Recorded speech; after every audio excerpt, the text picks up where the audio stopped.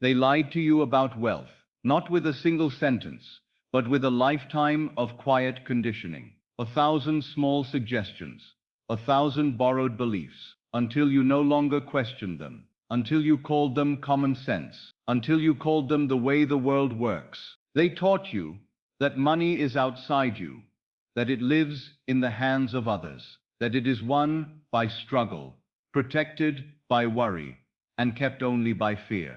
They taught you to bow to figures and numbers as though they were masters. But I tell you now, very gently and very plainly, wealth is not the master.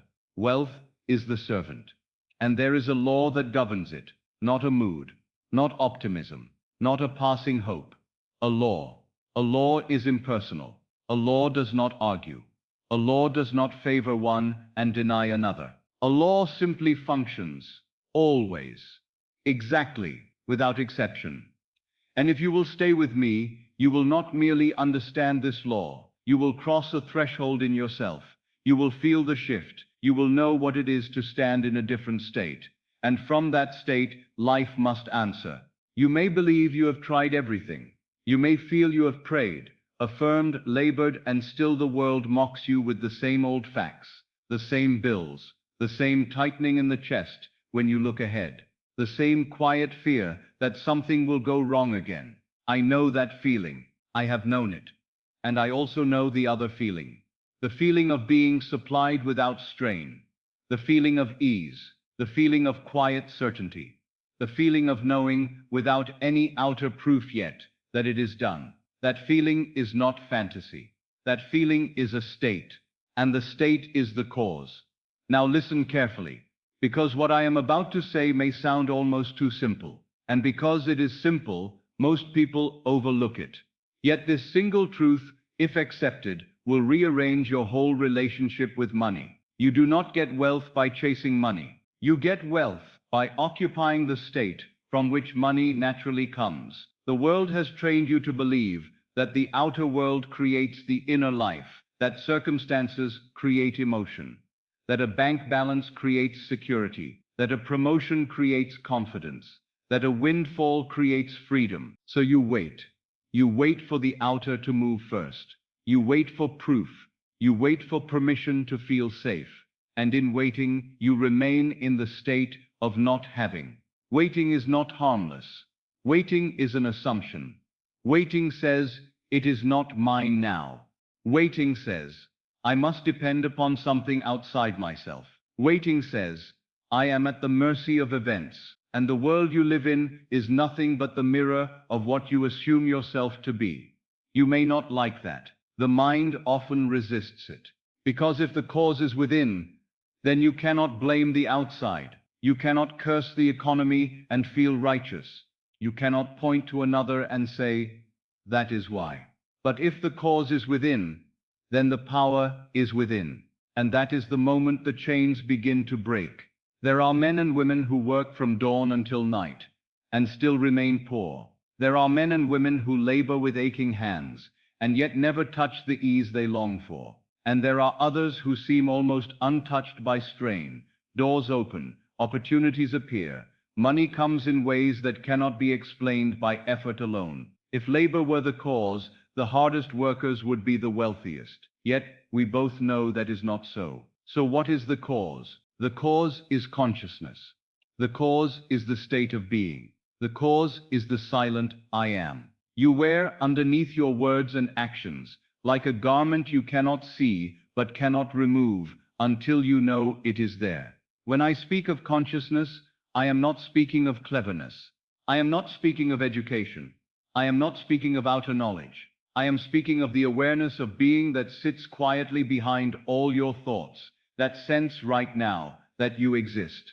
Before you attach a name, before you attach a history, before you attach a bank balance, there is simply the awareness I am. That awareness is the root.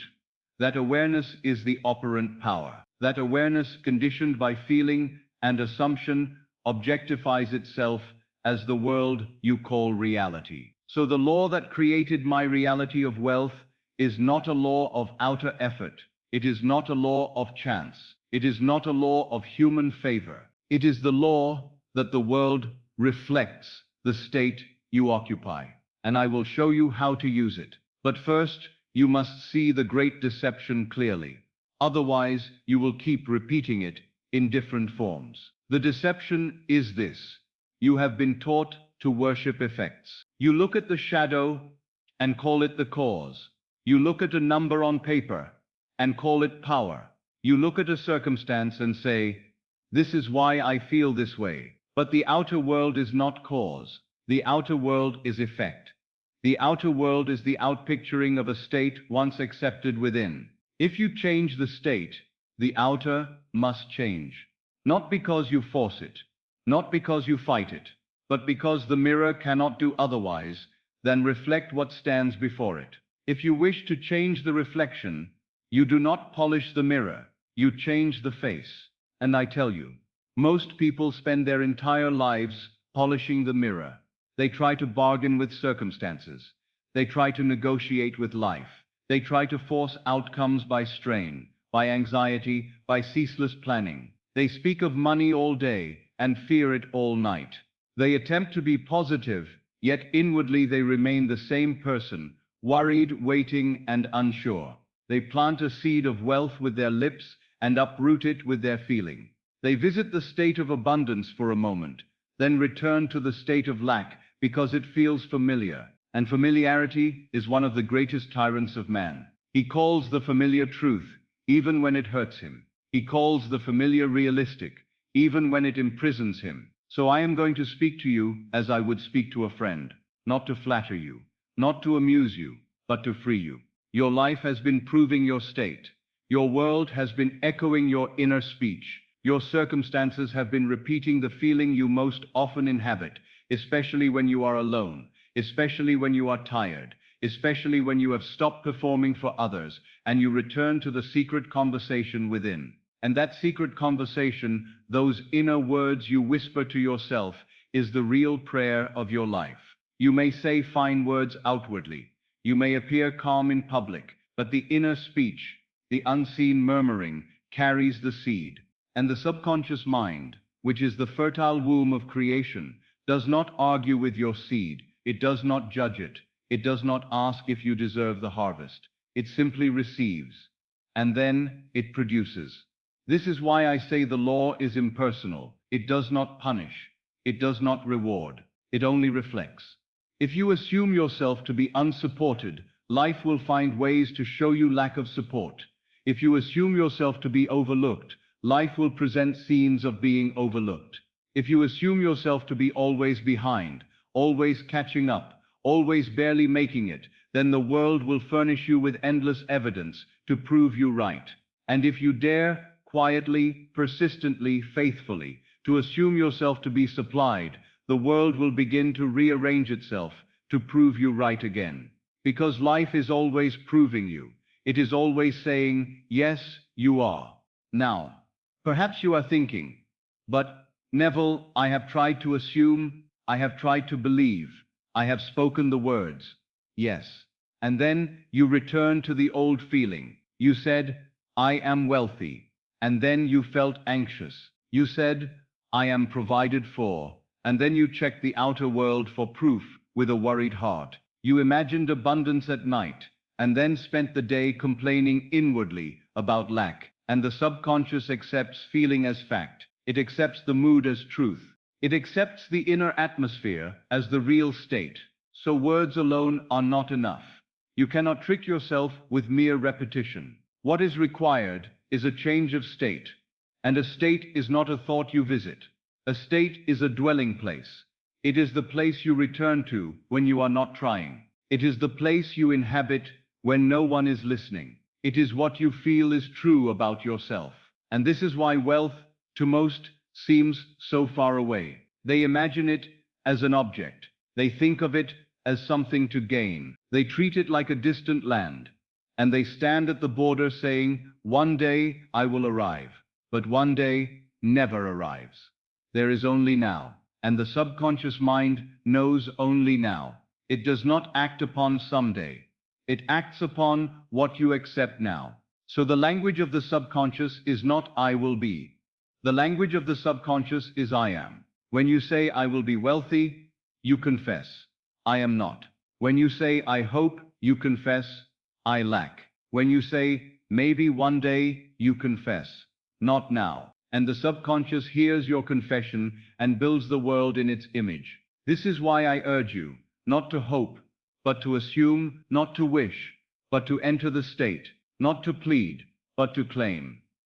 Now, I am not asking you to deny your senses in a foolish way. I am not asking you to throw reason into the fire. I am asking you to understand the place of reason. Reason is a servant. It is not a king. Reason deals with the outer world as it appears. It judges by what has already happened. But creation does not begin in the outer world. Creation begins in consciousness. And the outer world is always behind. It is always the past made visible. So if you look to the outer world for permission to change, you will remain bound to yesterday. But if you change within, you begin a new line of causation. A new harvest must come.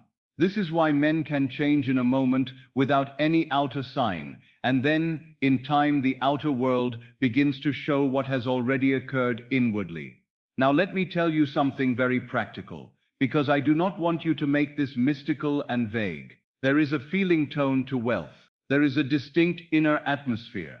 It is not simply excitement, it is not frenzy, it is not greed. Wealth as a state feels like relief. It feels like space. It feels like safety. It feels like ease. It feels like quiet confidence. It feels like the absence of that tightness in the chest. And poverty, as a state, has its own feeling tone. It feels like pressure.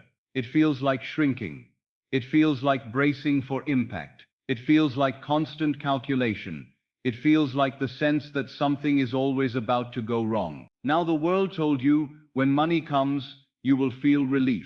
But the law says, when relief comes first, money must follow. If money would make you feel free, then freedom assumed produces money. If money would make you feel secure, then security assumed produces money. This is the law of reversibility in practice, and it is one of the great secrets of creation. And when you understand it, you stop being a beggar to circumstances. You stop waiting for the effect. You enter the cause. Now you might ask, how do I enter that feeling when the outer world seems to deny it? That is the question that changes everything, and the answer is not found in the bustle of the day. It is found in a quiet interval that every man and woman passes through, whether they know its power or not. The moment before sleep, when the body grows heavy, when the world begins to fade, when the senses loosen their grip. That is the doorway. That is the hour when the subconscious lies open and receptive, like soil ready for seed. And most people, without knowing it, use that hour to plant weeds. They fall asleep rehearsing bills. They fall asleep in resentment. They fall asleep repeating the story of lack. And then they wonder why the same world greets them in the morning. They do not realize they have been sealing their state nightly. They have been giving the subconscious its instructions as they drift into sleep. And the subconscious, faithful servant that it is, has been carrying out the command. But you will not do that tonight. Not after you understand what I am about to show you. For when you know the law, you become deliberate. You stop living by accident. You stop giving careless inner speech to the most powerful hour of the day. You begin to plant consciously. And once the seed is planted truly deeply, life rearranges itself in ways you cannot devise. It will not always come as you expect. It will not always arrive with trumpets. It comes clothed in naturalness. It comes through ordinary channels. It comes through a bridge of incidents that, while you are crossing it, may appear unrelated to your desire. And then one day, you will look back and see the perfect sequence. You will see how life moved, how people were stirred, how doors opened, how a sentence spoken by someone, a meeting, a letter, an impulse, an opportunity, how all of it formed a bridge from your old state to your new one. And you will know it was not chance. It was law. Now let me be honest with you.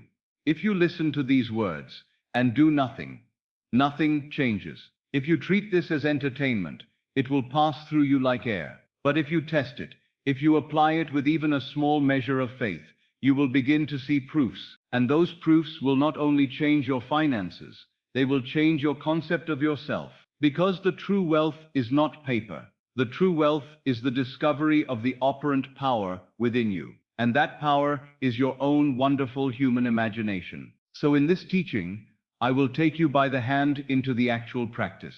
I will show you how to assume as one who already has, how to speak inwardly without contradiction, how to enter the state akin to sleep and seal the feeling of wealth as a present fact, how to keep your mental diet clean enough that you do not undo your own work, how to revise the old money story that has followed you like a shadow, and how to trust the bridge when life begins to move.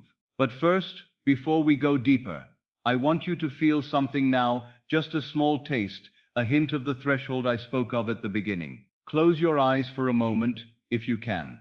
Or if you cannot, then simply withdraw your attention from the room you are in and let it rest within. Ask yourself one question. What would it feel like tonight if you knew you were supplied?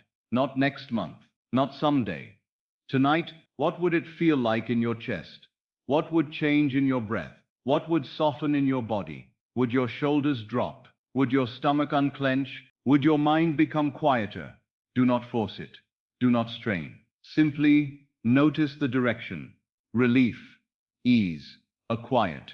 It is done. Now understand this, that feeling, if accepted, has creative power, not because you are pretending, but because you are touching the cause. And when you begin to live from that cause, the outer world cannot remain the same. That is the law that created my reality of wealth. And in the next movement of this journey, I will show you how to take that feeling, gentle, quiet, real, and press it upon the subconscious so deeply that it must harden into fact. Now, I want you to hear me with a certain seriousness, not because I wish to impress you, but because I wish to save you years of needless struggle. There is a cause behind your money, just as there is a cause behind every condition of your life. And until you touch that cause, you may change the surface again and again and again, only to find the same pattern returning, wearing a different disguise. Most people, when they desire wealth, go straight to the effect. They chase the coin, they chase the opportunity, they chase the new wage, the new arrangement, the new outer plan. They shift from one means to another, and if one fails, they try a new one. If they receive a little, they become fearful of losing it. If they do not receive, they become exhausted by waiting, and all the while, they never ask the only question that matters. What is the state from which my life is flowing? What is the inner atmosphere I am living in? Because money is not the cause of the state is the cause of the money. If you do not hear that now, you will keep repeating the same pattern no matter how hard you work. I say that with tenderness, but I say it with firmness. For I have watched men labor with all their strength and still remain in want. And I have watched others come into abundance through ways so natural, so quiet, so ordinary, that no one could point to the reason for it except the one who understood the law. And the law is the only reason. This is law, not luck. I am not speaking of a fortunate turn, a random gift, a strange coincidence. Those are the names people give to the outworking of something they do not understand. They call it luck when it happens to another.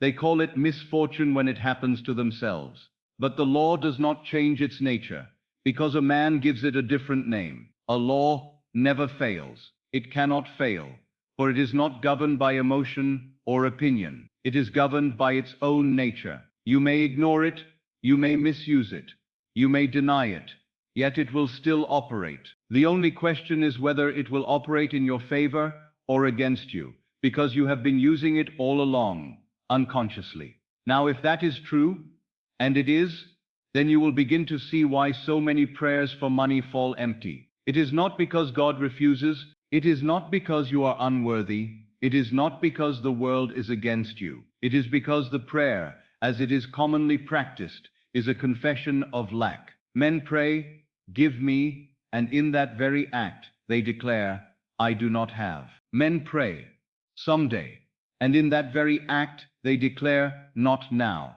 Men pray, "Please, with fear in the chest, and the fear is the true seed, not the words. And the subconscious mind receives the seed of fear as fact, and then the world outpictures what was impressed upon it. So I do not come to teach you a new form of begging. I come to show you how to move from begging to assuming, from pleading to claiming, from hoping to knowing. For tonight you will learn the language the subconscious obeys. And the language is not desperate repetition. It is not long speeches. It is not anxious bargaining. The subconscious does not respond to persuasion the way men respond to persuasion. It responds to acceptance. It responds to feeling. It responds to the state you occupy as natural. If you speak words of wealth, while inwardly you feel that familiar pressure of poverty, the subconscious hears poverty. If you whisper, "I am secure," while inwardly you remain frightened, it is fear that is impressed, and fear must bear fruit. But if you enter the state of being supplied, if you actually accept it inwardly, if you feel the relief of it, if you become it in consciousness, then the subconscious receives that as fact, and the outer world must eventually reflect it. Now I know how the mind argues. It says, "But Neville, how can I accept what my senses deny? How can I feel supplied when I have bills before me? How can I feel wealthy when I have never lived it?" And I answer you, if you wait for the senses to grant you permission to feel differently, you remain chained to the past. For the senses report what has already been impressed. They are not the creators, they are the reporters. If you do not understand this, you will spend your life trying to change yesterday. You will look at your present world and treat it as final truth. You will make it the judge of what is possible. You will let it dictate the limits of your imagination. And then you will wonder why your life seems to repeat. But if you do understand it, you will begin to live from a different center. You will treat the outer world as an echo. You will stop trembling before it. You will stop making it your God, and you will turn to the one place where creation actually begins within. That is why I speak of danger, because the danger is not that you will fail at a technique.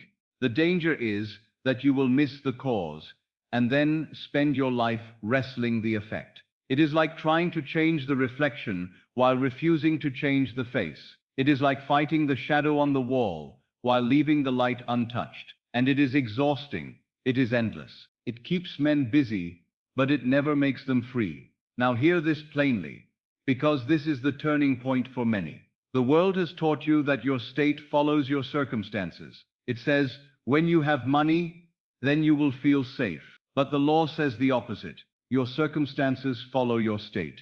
It is not money that produces safety. It is safety assumed that produces money. It is not wealth that produces freedom. It is freedom assumed that produces wealth. This is not an argument. It is a principle. And if you have ears to hear, you will begin to notice that it has been operating in your life already. Have you not had days when you woke with an unexplainable heaviness, and without any obvious outer reason, the day seemed to furnish you with disappointments to match the heaviness? And have you not had other days when you woke with a lightness, a quiet expectation, and the world seemed kinder, more cooperative, as though life were conspiring in your favor? What changed? Not the world. You did. You changed in feeling. You changed in state. And the world rearranged itself to confirm it. Now take that small observation and apply it deliberately to wealth. Wealth is not a number. Wealth is a state of being, a state of ease, a state of quiet power, a state of being able to move through the world without fear, a state of knowing you are supported, that you are supplied, that you are not at the mercy of tomorrow. And when you learn to enter that state, truly enter it, not pretend it, then the outer world begins to bring forth the corresponding facts. It may come through a new opportunity. It may come through a change in arrangement. It may come through a gift, a settlement, a decision made by another, a door that opens unexpectedly. The law does not care by what channel it comes. That is not your concern. Your concern is the state. Yet most people make the same mistake. They try to force the channel. They say it must come this way, and by this date, and through this person, and in this exact amount. And then when it does not arrive in that costume, they despair, not realizing that the law may be moving in a far wiser way than their limited reasoning could devise. So I will warn you now at the beginning, so you do not stumble later. If you insist upon dictating the manner of fulfillment, you may miss fulfillment itself. Do not worry about the channel. Do not worship the means. Do not make the ticket, or the employer, or the market, or any outer thing the source. The source is within you. And when the source changes, the streams will change. Now, I am not asking you to become foolish. I am not asking you to neglect your responsibilities. I am not asking you to sit idle and wait for the world to throw coins at your feet. I am asking you to shift the cause. For once the cause is changed, right action becomes natural. Right decisions arise without strain. Opportunities are recognized, new impulses come. And the world that once seemed closed begins to show openings. But the openings are always the outpicturing of the inner state. And so, in these hours together, I am going to take you into the cause. I am going to show you why the very words you whisper to yourself, especially when you are alone, have been shaping your financial world. I am going to show you the difference between saying I will be and saying I am, and why one delays and the other creates. I am going to show you how to use the most receptive moment of your day, the moment before sleep, to impress wealth upon the subconscious so deeply that the world must rearrange to mirror it. I am going to show you how to avoid the common sabotage, the quiet denial that undoes the work. And I am going to show you how wealth, once it appears, is not merely a symbol of money, but a sign that you have touched the operant power within you. Now let me say something else, because it is important for the heart. Many who long for wealth are not longing for gold. They are longing for relief. They are longing to breathe. They are longing to stop waking with that silent fear. They are longing to feel safe in the world. And I tell you, you do not need to wait for money to begin to feel the relief that money would bring. You may begin to feel it now, in consciousness, and when you do, you begin to reverse the entire order of your life. You stop being the servant of circumstances. You become the one who gives the command. Now you may not fully accept this at first. It may even feel strange, because the old belief is strong. The old belief says, be reasonable. Accept what you see. Do not claim what you do not yet have. But reason, as the world uses it, keeps men locked in yesterday. The law does not demand that you be reasonable. The law demands only that you be faithful to your assumption. And if you are, the unreasonable thing becomes the fact. And then the world calls it reasonable after it has happened. That is the pattern. Men mock what has not yet appeared. Then they praise it when it is visible. But the one who understands does not wait for praise. He does not wait for permission. He moves in consciousness first, and then the world follows. So I will say it again, not to frighten you, but to wake you. If you miss this, you will keep repeating the same pattern, no matter how hard you work. You will change jobs and carry the same state. You will receive money and carry the same fear. You will find new plans and keep the same inner speech. And then you will wonder why the pattern returns. But if you grasp it, if you truly grasp it, then even small changes in assumption will produce great changes in life. And I do not want you to take my word for it. I want you to test it and then come to know it. Because knowledge that comes from experience is the only knowledge that remains. Now, before I carry you to the practice, I must make one thing perfectly clear. Your inner speech is the cause. Your secret, I am, is the seed. And the subconscious mind is the soil. It does not reason. It does not debate. It does not measure odds. It does not ask if it is likely. It accepts what you feel as true. And then it faithfully produces the world to match. So tonight, you will learn how to speak in the only language the subconscious obeys. And when you learn it, you will begin to see that wealth is not a distant mountain you must climb. It is a state you must enter. It is an identity you must wear. It is a quiet assumption you must accept as natural. And when that assumption becomes natural, The outer world will have no choice but to conform. Now come a little closer with your attention, because we are about to move from the outer talk to the inner key. In the next movement of this journey, I will tell you of the moment in my own life when I stopped asking and began assuming, when I ceased to worship the effect and touch the cause. And I will show you, in the simplest possible way, how you may do the same. Now let me place a lamp in your hand, so you are not wandering in the dark while we walk together. I do not want you to listen for a moment, feel stirred, and then drift away as though you had heard a fine story. I want you to know where we are going, and why each step matters. For when a man sees the path, he can remain on it. But when he does not see the path, he becomes impatient, and impatience is the most common way people abandon their own harvest. So think of this not as a lecture to be endured, but as a journey in consciousness.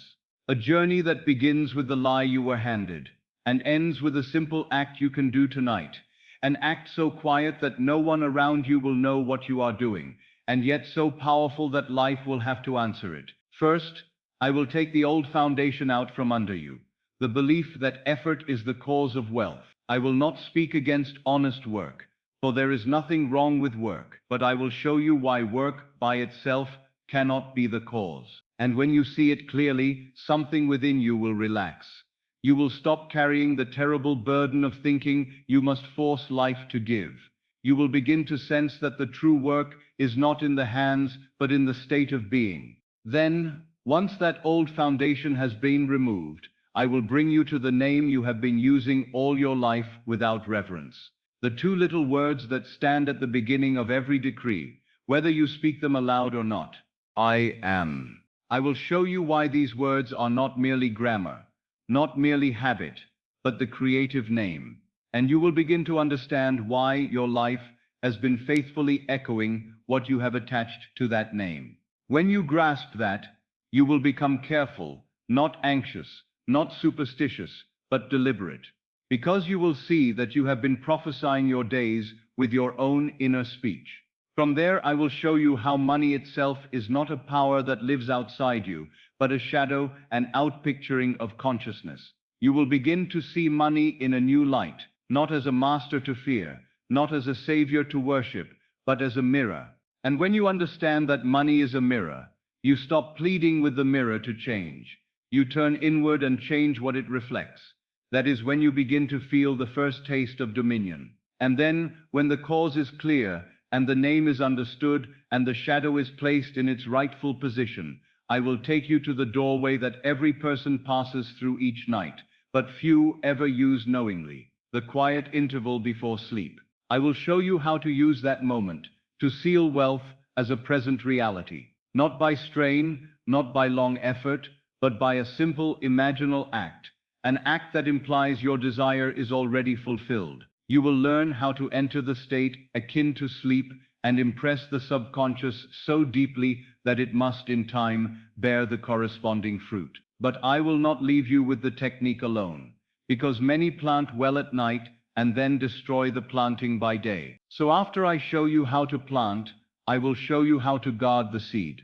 We will speak of what I call the mental diet, the inner conversations you carry beneath your day. You will see how a single careless inner argument can undo an hour of imaginal work, and you will learn the gentle art of replacing the old speech without fighting yourself. Along with this, I will show you the power of revision, for many are not only poor in money, but poor in memory. They have rehearsed failure so often that it has become identity. We will go back quietly, and we will alter the emotional record. And as the record changes, the future changes with it.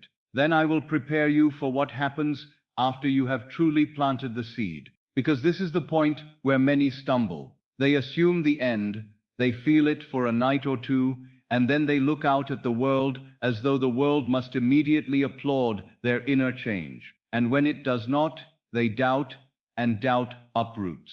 So I will speak to you of the bridge of incidents, the natural sequence of events that forms once the subconscious has been impressed. I will show you why the bridge often looks ordinary while you are walking it, and why it may even appear, at times, to contradict your desire, until you look back and see it was the shortest route to fulfillment. And beyond that, I will bring you to the heart of wealth that few ever consider. Wealth is not merely an amount. Wealth is a concept of self. It is an identity. It is what you permit yourself to be. If a man receives money but retains the consciousness of poverty, he will find ways, often without intending it, to return to poverty, because the inner state must express itself. But if a man becomes inwardly wealthy, life finds channels for wealth that do not depend upon a single outer form. That is why I will speak not only of getting money, but of becoming the one for whom money is natural. That is the difference between a windfall and a changed life. And finally, when you have the law in your hands and the practice in your heart, I will ask you to do one simple thing tonight. Not tomorrow, tonight. For the law is always now. I will give you a brief imaginal act and a short phrase, simple words that are not magical in themselves, but which, when clothed in the right feeling, become a decree. And I will ask you to fall asleep in the state of being supplied, in the quiet confidence of possession. I will ask you to do it as a test, not as a superstition. And then I will ask you to return with your own evidence, because the law is proven only by practice. Now, as we walk through these hours together, I want you to hold one attitude above all others. Do not be hurried. Do not be anxious. Do not listen with a clenched mind, as though you must seize the secret before it escapes. The secret does not escape. It has been within you all along. We are simply removing what has covered it. And do not think, as many do, that you must understand everything at once. A seed does not become a tree in a moment. It unfolds, it grows, it becomes natural.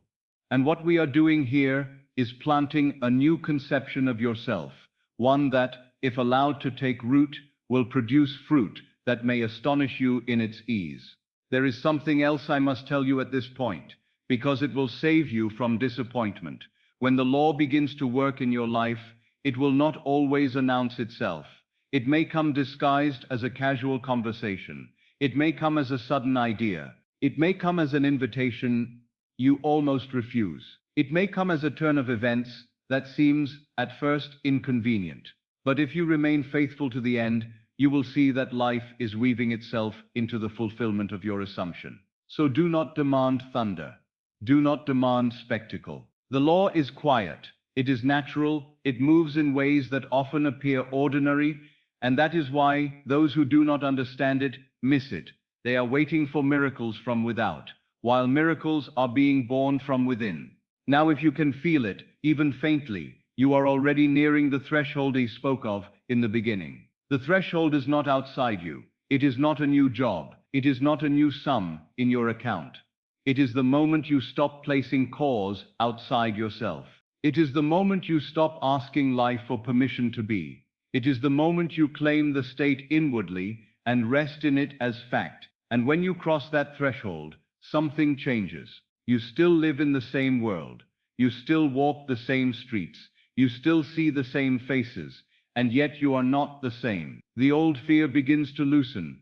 The old compulsion to struggle begins to fade. And the new feeling, quiet, steady, almost humble in its certainty, begins to take its place.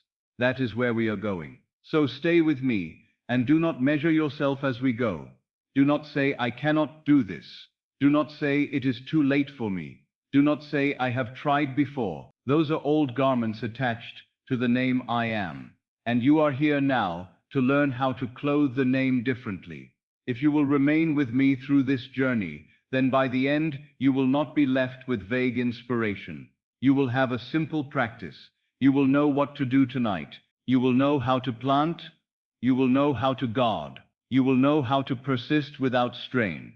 And you will know what it means to be inwardly wealthy. Now let us begin properly, by pulling out the oldest lie at the root, the belief that wealth is caused by toil, by struggle, by the outer world acting first.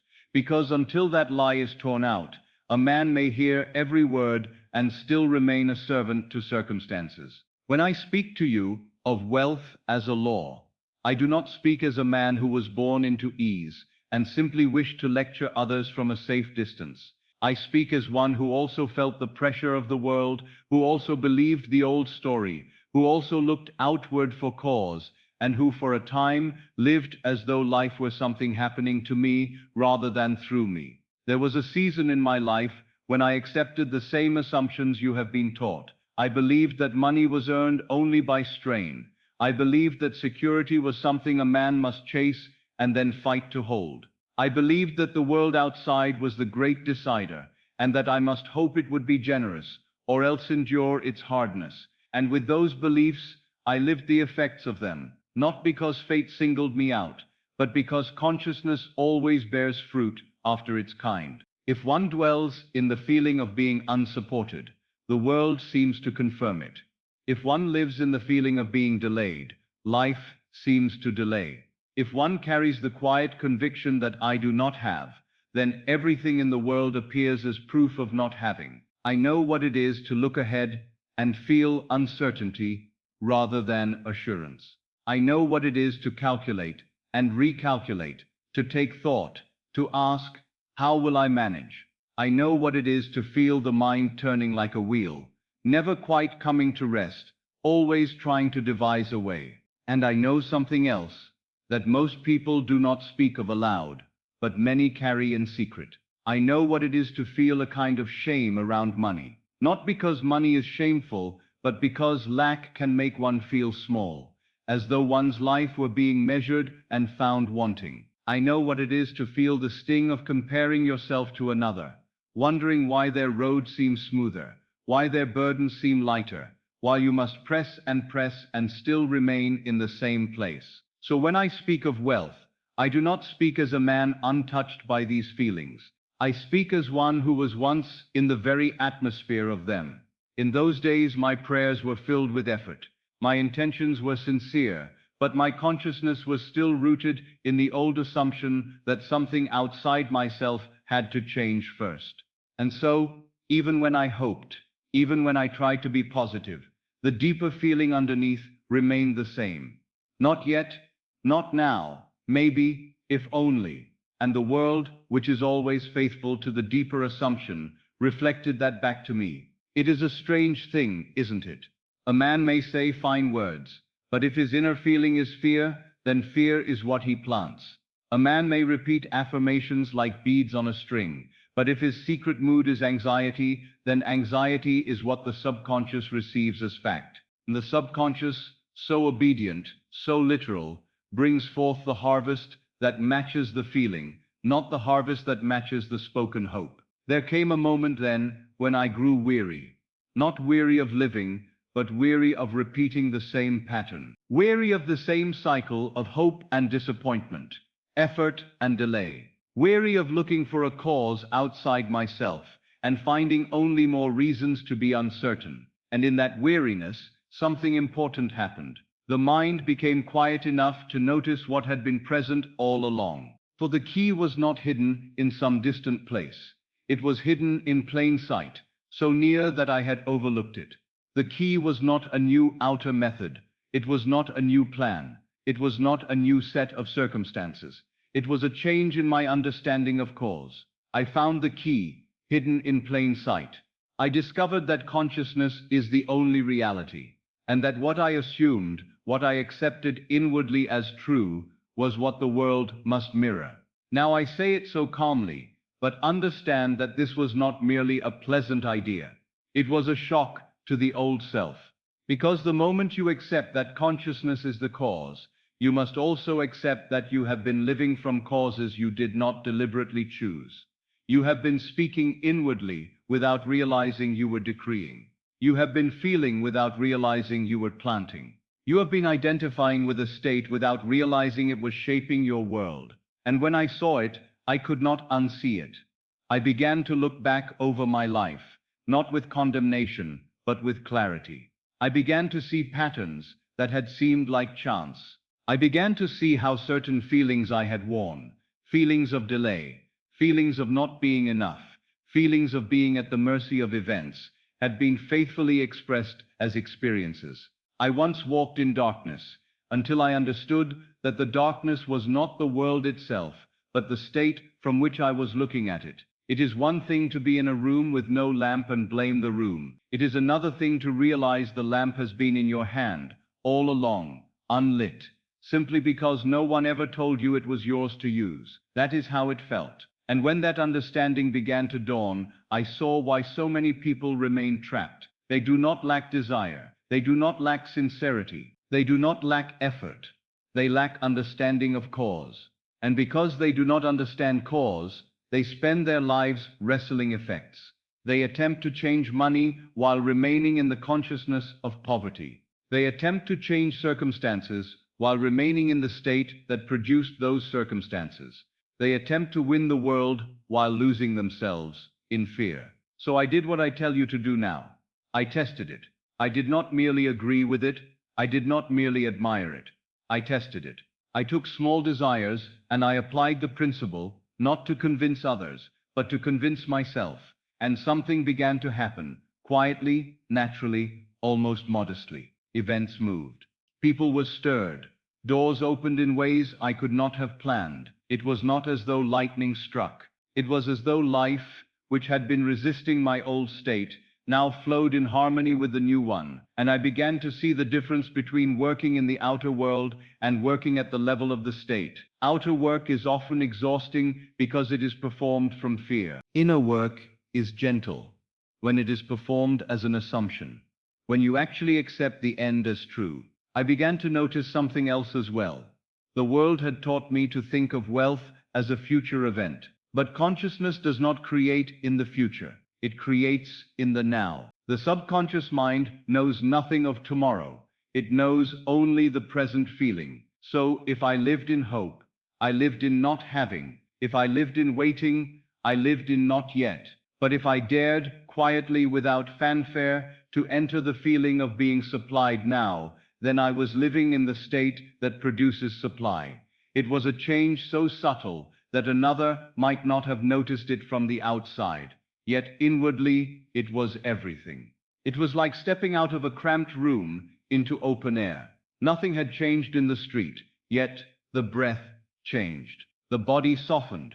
The mind stopped pacing. The heart became quieter. And in that quietness, something like dignity returned. And I discovered that dignity is not the result of money. Dignity is the result of state. When you assume you are supported, you stand differently. When you assume you are provided for, you think differently. When you assume abundance as natural, you stop acting like a stranger to your own good. Now let me say this with kindness, because some who hear these ideas for the first time become harsh with themselves. They begin to examine their lives and blame themselves for every condition. Do not do that. The law is not given to produce guilt. The law is given to produce freedom. You did not choose many of your early assumptions. You absorbed them. You inherited them. You took them in as a child takes in the atmosphere of a home.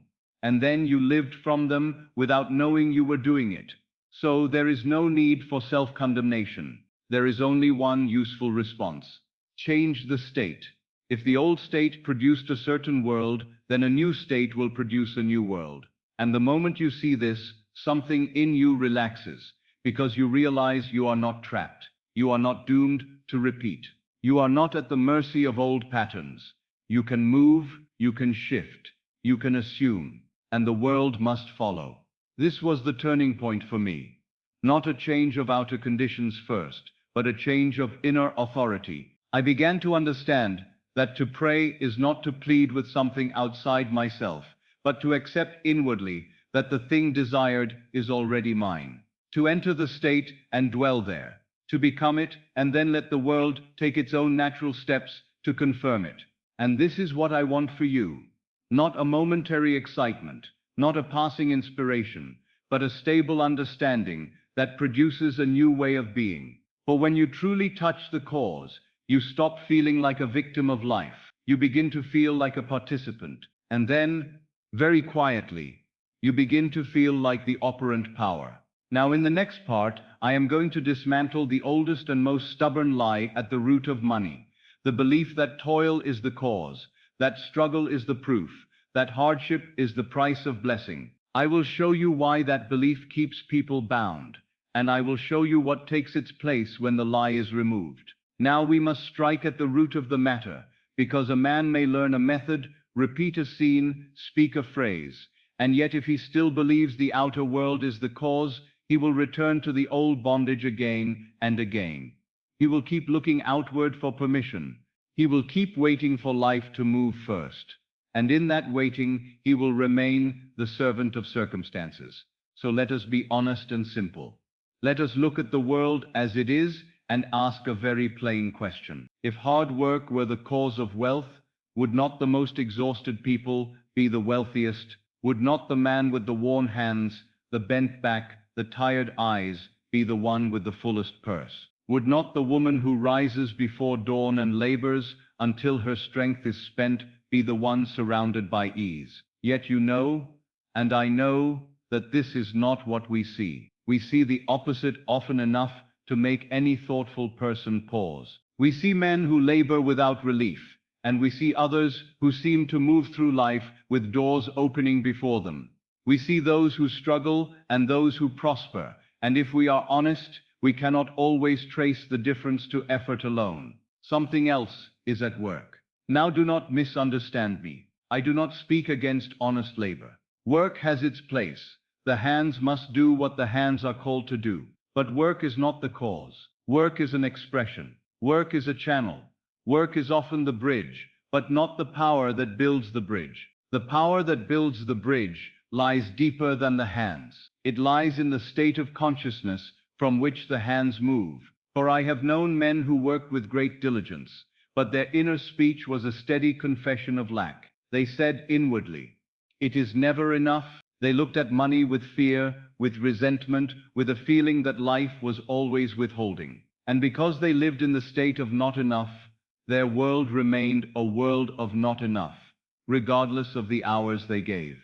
And I have known others who did far less in outer effort, yet carried within themselves a quiet assumption of being provided for. They did not wake each day expecting shortage. They did not speak to themselves as victims. They did not identify with struggle as though struggle were their destiny. They had, perhaps without understanding it at first, accepted a different state, and the outer world arranged itself to match. So let me show you the difference in a way you can feel. Imagine two people living in the same city, under the same laws, breathing the same air. They walk the same streets. They face the same markets and the same seasons. They are surrounded by the same so-called opportunities, and yet one seems always to find support. A friend thinks of them at the right moment. A letter comes. A chance meeting occurs. An idea arrives that becomes fruitful. A door opens that they did not even know was there. The other person, in the same city, in the same world, seems always to meet delay. They are always one step behind. They are always pressing, always chasing, always hoping for the break that never quite arrives. They meet closed doors. They meet indifference. They meet discouragement. Now, if you were to ask the world would give you 100 explanations. It would speak of education, timing, background, personality, fortune. It would search for a reason outside the person. But look deeper. What is the inner atmosphere of the first? They move with a kind of ease, not arrogance, but ease. They expect life to cooperate. They assume, perhaps unconsciously, that they are supported. And the second, they move with tension. They expect refusal. They anticipate disappointment. They rehearse failure inwardly before the outer world ever confirms it. They assume, perhaps unconsciously, that life is hard and withholding. And the world, being a mirror, reflects. Do you see what this implies? The outer world is not independent of the inner state. It is not a separate power acting upon you. It is the outpicturing of the state you occupy. It is the screen upon which your assumptions are projected. Now, when I say this, some resist it, because they have been trained to worship the outside. They have been trained to treat circumstances as solid, fixed, final. They have been trained to call the mirror reality, and the face imagination, as though the mirror were the cause and the face were the effect. But it is the other way around. The mirror is the effect. The face is the cause. And this is why the metaphor of the mirror is so merciful. It makes the truth plain without argument. If you stand before a mirror and see an unhappy expression, you do not argue with the mirror. You do not plead with it. You do not curse it. You do not try to force it to smile. First, you change your expression, and the mirror obeys. It has no choice. It is not independent. It only reflects what is presented to it. Now your world is the same. Your circumstances are the same. They are a mirror of consciousness, and to spend your life fighting the reflection is the tragedy of most men. They blame the mirror for showing them what they are. They blame the outer for reflecting the inner.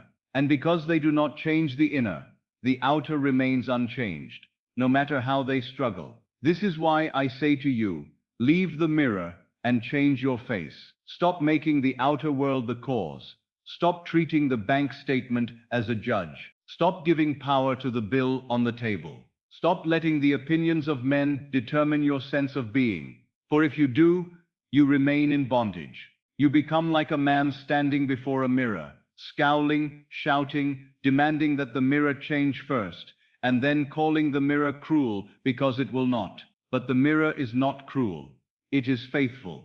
And the world is faithful too. Now, if this is true, then it explains something you may have felt, but never understood. It explains why you can change your outer world again and again, move to a new place, find a new job, begin a new plan, and still meet the same pattern, because you carried the same state. You changed the furniture in the room, but you did not move out of the room. You changed the arrangement, but you did not change the occupant. And the occupant, the state of consciousness, is the true cause. So if you have been living with the belief, I must struggle for money, then even when money comes, you may not feel relief. You may feel fear of losing it. And that fear will produce conditions that justify fear. If you have been living with the belief, it is always hard, then you will find ways to make it hard, even when the path becomes easier, because the state must express itself. If you have been living with the belief, I never get ahead, then even when you receive a step forward, you will carry within you the identity of being behind, and life will reflect that again. So the first great revelation, the one that breaks the old chain, is this: the outer world is not the cause. The outer world is the result. It is the harvest. It is the shadow. And the shadow cannot change itself. It can only change when the substance changes. Now, as soon as you accept this, you may feel something rise in you. It is not pride. It is not arrogance. It is not the foolish idea that you can control men like puppets. It is something quieter. It is responsibility. And responsibility is not a burden when understood. It is freedom. For if the outer world were truly the cause, you would be trapped. You would be at the mercy of events. You would need to persuade a harsh world to become kind. You would need to beg fate for favor. You would need to wait for conditions to soften. But if the cause is within you, then you are not trapped. You may change. You may shift. You may assume. And the world must follow, because it cannot do otherwise. Now I want to press this upon you more deeply with a simple contrast, because the mind loves to drift back to old habits. It loves to say, yes, perhaps, but still. And the but still is often the doorway back into bondage. So consider this. A man looks at his finances and says inwardly, I am always in trouble. Money never stays. Something always goes wrong.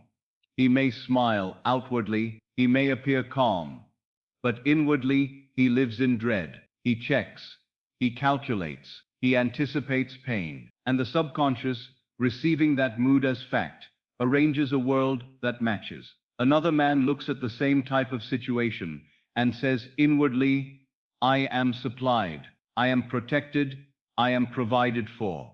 I always land on my feet. He does not deny that he has responsibilities. He simply refuses to accept the state of fear as his dwelling place. He occupies a different room. He carries a different inner atmosphere. And the world in time reflects that too. One man keeps asking, how will I manage? The other feels, it is already managed. One man lives from the state of being pursued by lack. The other lives from the state of being supported by life, and the world is the shadow of that difference. Now, if you can accept even the possibility of this, then you are already standing at the edge of a new world. Because the moment you stop blaming the mirror, you begin to change your face. The moment you stop attacking the effect, you begin to touch the cause. And the moment you touch the cause, you have entered the realm where wealth is actually created. So we come now to the question that opens the next door. If the outer world is not the cause, then what is? If the outer world is not the cause, then we must be honest enough to name what is. We must not leave you with a beautiful idea and no foundation beneath it. For if you do not have the foundation, you will return to the old belief the moment the senses shout their objections. So I will speak plainly, and I will not soften it. Consciousness is the only reality. When I say consciousness, I do not mean thought as a passing thing, nor do I mean the intellect that argues and reasons. I mean the awareness of being, the simple, undeniable sense that you exist. Before you attach any description to yourself, before you say I am rich or I am poor, before you say I am loved or I am alone, there is the bare feeling of existence. I am. That awareness is the root. That awareness is the substance. That awareness is the cause. Everything else, every circumstance, every object, every condition, every relationship, every sum of money you hold or lack, stands as the effect of the state of consciousness you have occupied. Now, if that sounds too great, too sweeping, then let me bring it closer to you. Because this is not a lofty philosophy meant to float above life. It is the most practical truth you will ever learn. Ask yourself, in this moment, are you not aware that you are? You may not say what you are, but you cannot deny that you are. That silent knowing is consciousness. That is the only reality. It is reality because it is the one thing that is present in every experience. You cannot step outside it. You cannot escape it. It is the ground upon which all appearances stand. And because it is the ground, it is also the creator of the forms that appear upon it. Now, the world trained you to believe the reverse. It trained you to believe that things are real and that consciousness is merely a witness to them. But I tell you, the things are not the cause. They are the shadow. They are the outpicturing. A shadow has no life of its own. It does not decide. It does not choose. It does not initiate. It follows. So does your outer world. And this is why I say, with no hesitation, that money is outpictured consciousness. It is consciousness made visible in the form of coins, notes, accounts, opportunities, arrangements, contracts, gifts, wages, whatever form it takes. The form is not important. The state is. If you occupy the consciousness of being supplied, the world must furnish you with supply. It may come by one channel today and another tomorrow, but it will come. Because the world is not a free power acting at random. It is the reflection of the state. If you occupy the consciousness of being unsupported, the world must mirror that too. It will present you with delays and disappointments, and closed doors, and the sense that you are always chasing. Not because life is cruel, but because life is faithful. The world is yourself pushed out. Now many hear that phrase and immediately think only of other people. But I want you to see it in its full meaning. The world is yourself pushed out, includes your finances, your opportunities, your so-called luck, your pattern of receiving, your pattern of loss, your sense of safety or danger, ease or strain. It is all you, objectified. If you do not like what you see, you do not fight the world. You change yourself. And by yourself, I do not mean your body, nor do I mean your personality in the social sense. I mean your concept of self. I mean the state you live in. States are the only cause. A state is a complete world. It is a complete arrangement. It is not merely a single thought. It is a mood, a feeling, a set of inner conversations, a way of interpreting what happens, a posture of the soul. When a man is in the state of poverty, he may receive money and still feel poor. He may gain and still feel threatened. He may be offered an opportunity and still expect it to collapse. Why? Because the state interprets everything in its own image. It remains itself. When a man is in the state of wealth, he may temporarily lack outer money and still feel supplied. He may face a bill and feel no fear. He may see an obstacle and feel it will be resolved. Why? Because the state is not dependent on the outer. The outer is dependent on the state. Now, this is not mere talk. Look back over your own life and you will see it. There were times you had more, and yet you felt no safer. There were times you had less, and yet you felt strangely unburdened. The outer amounts shifted, but the feeling tone was the true ruler, and the feeling tone is the state. So let us put this in a sentence you can carry. Money is not the cause of your state. Your state is the cause of your money. Now, if you accept this, you may ask, then, how do I change state? If the state is the cause, how do I move from one to another? How do I cease living in the consciousness of lack and enter the consciousness of wealth? That question is the doorway to your freedom. But before I answer it, I must protect you from one common misunderstanding, because it causes many to fail and then blame themselves or blame the law.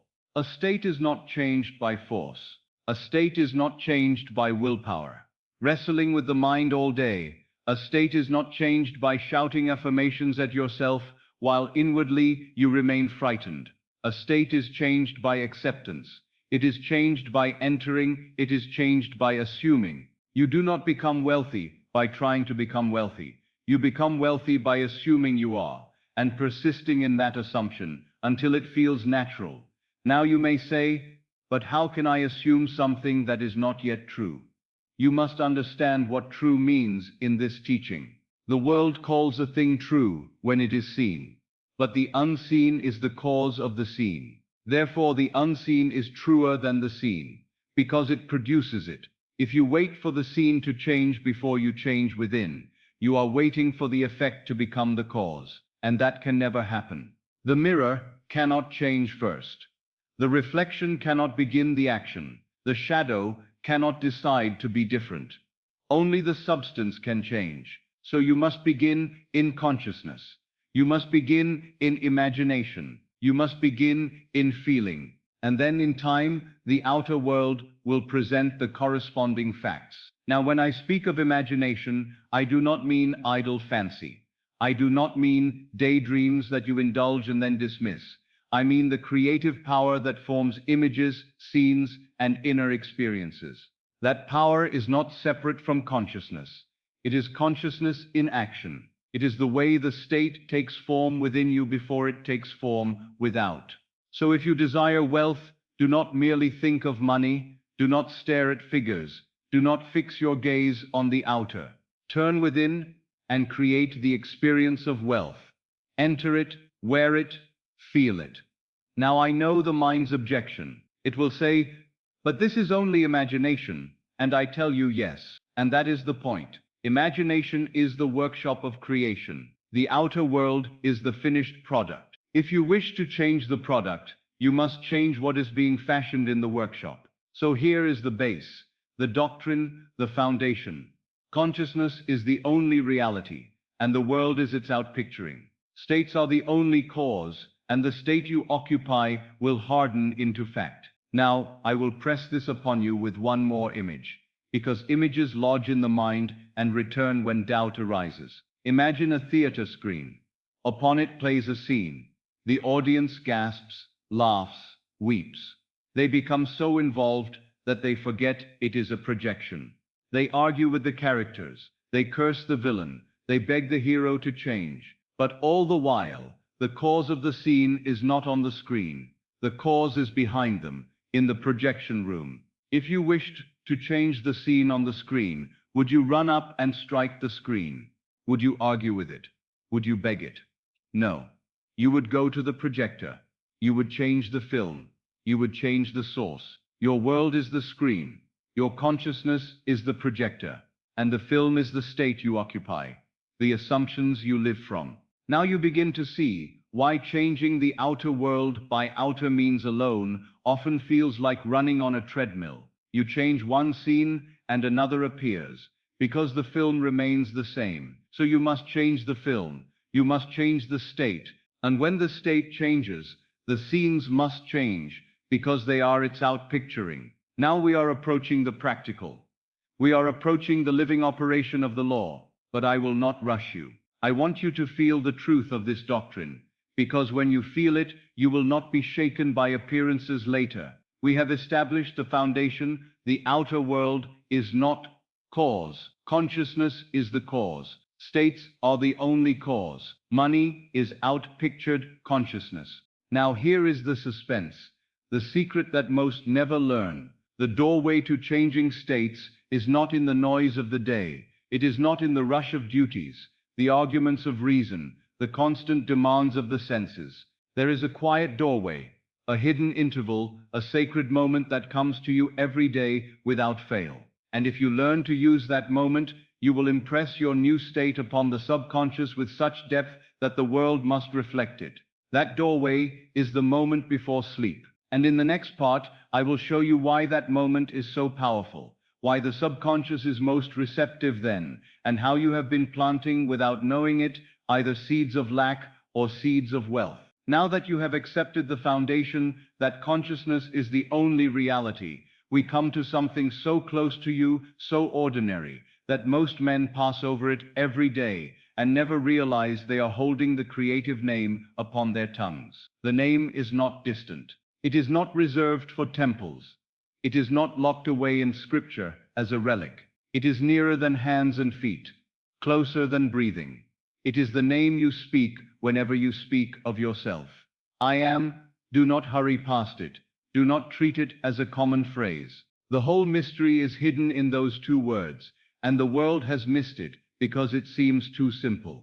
But all power, when reduced to its essence, is simple. When Moses asked for the name of the one who sent him, the answer was not a title in the sky. It was not a word meant to be repeated as a charm. It was simply, I am that I am.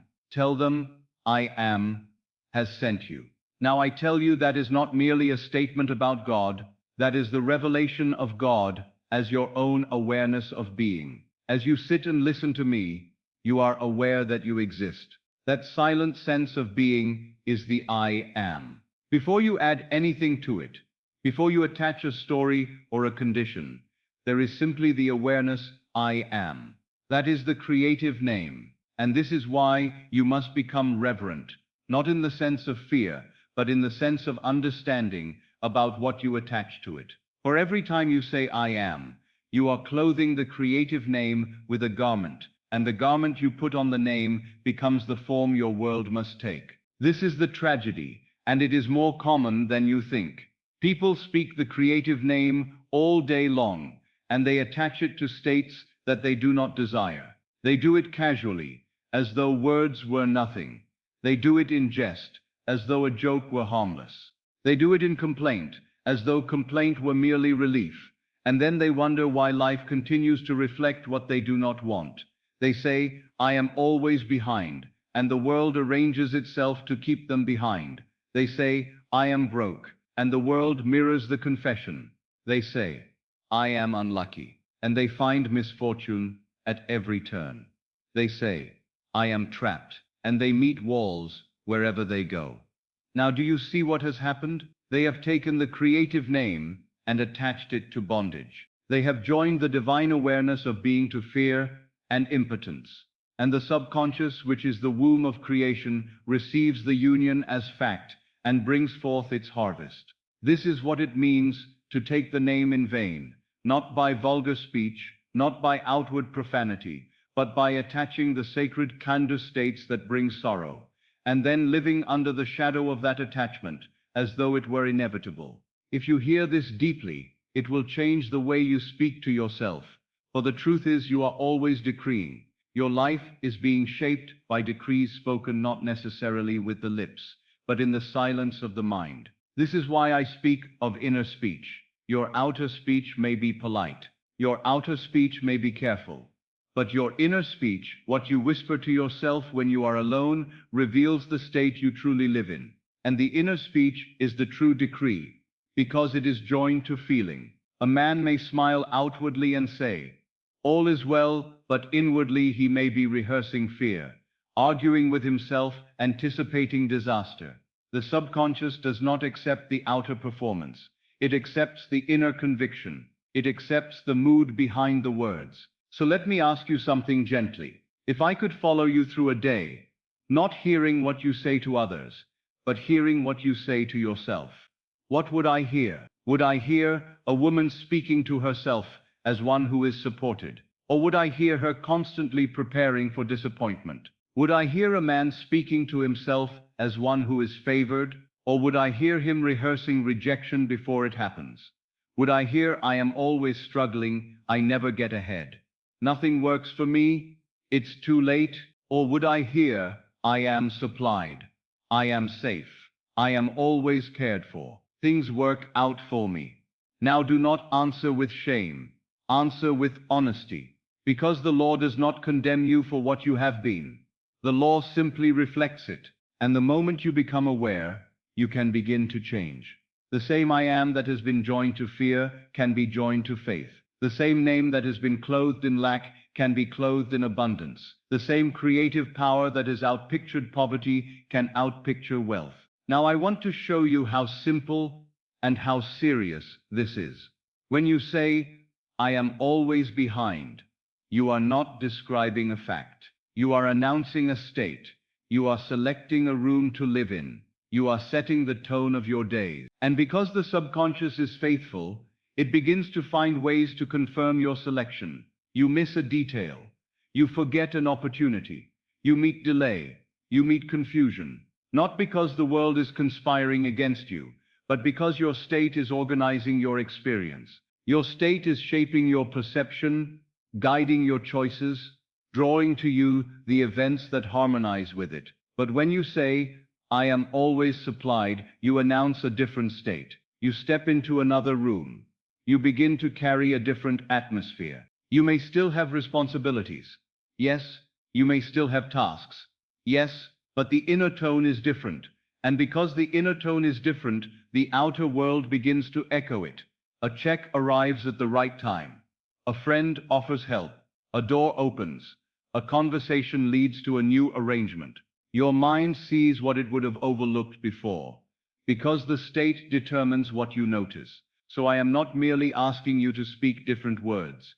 I am asking you to occupy a different state. And here is the key. You cannot occupy a state you are constantly contradicting. If you claim, I am supplied at night, and then spend the day saying inwardly, I don't know how I'll manage, you are divided. And division is delay. The subconscious receives mixed seed. It receives conflict, and conflict produces unstable harvest. But if you begin to align your inner speech with your chosen state, something in you settles. You become one. And when you become one, the world cannot resist the unity of your assumption.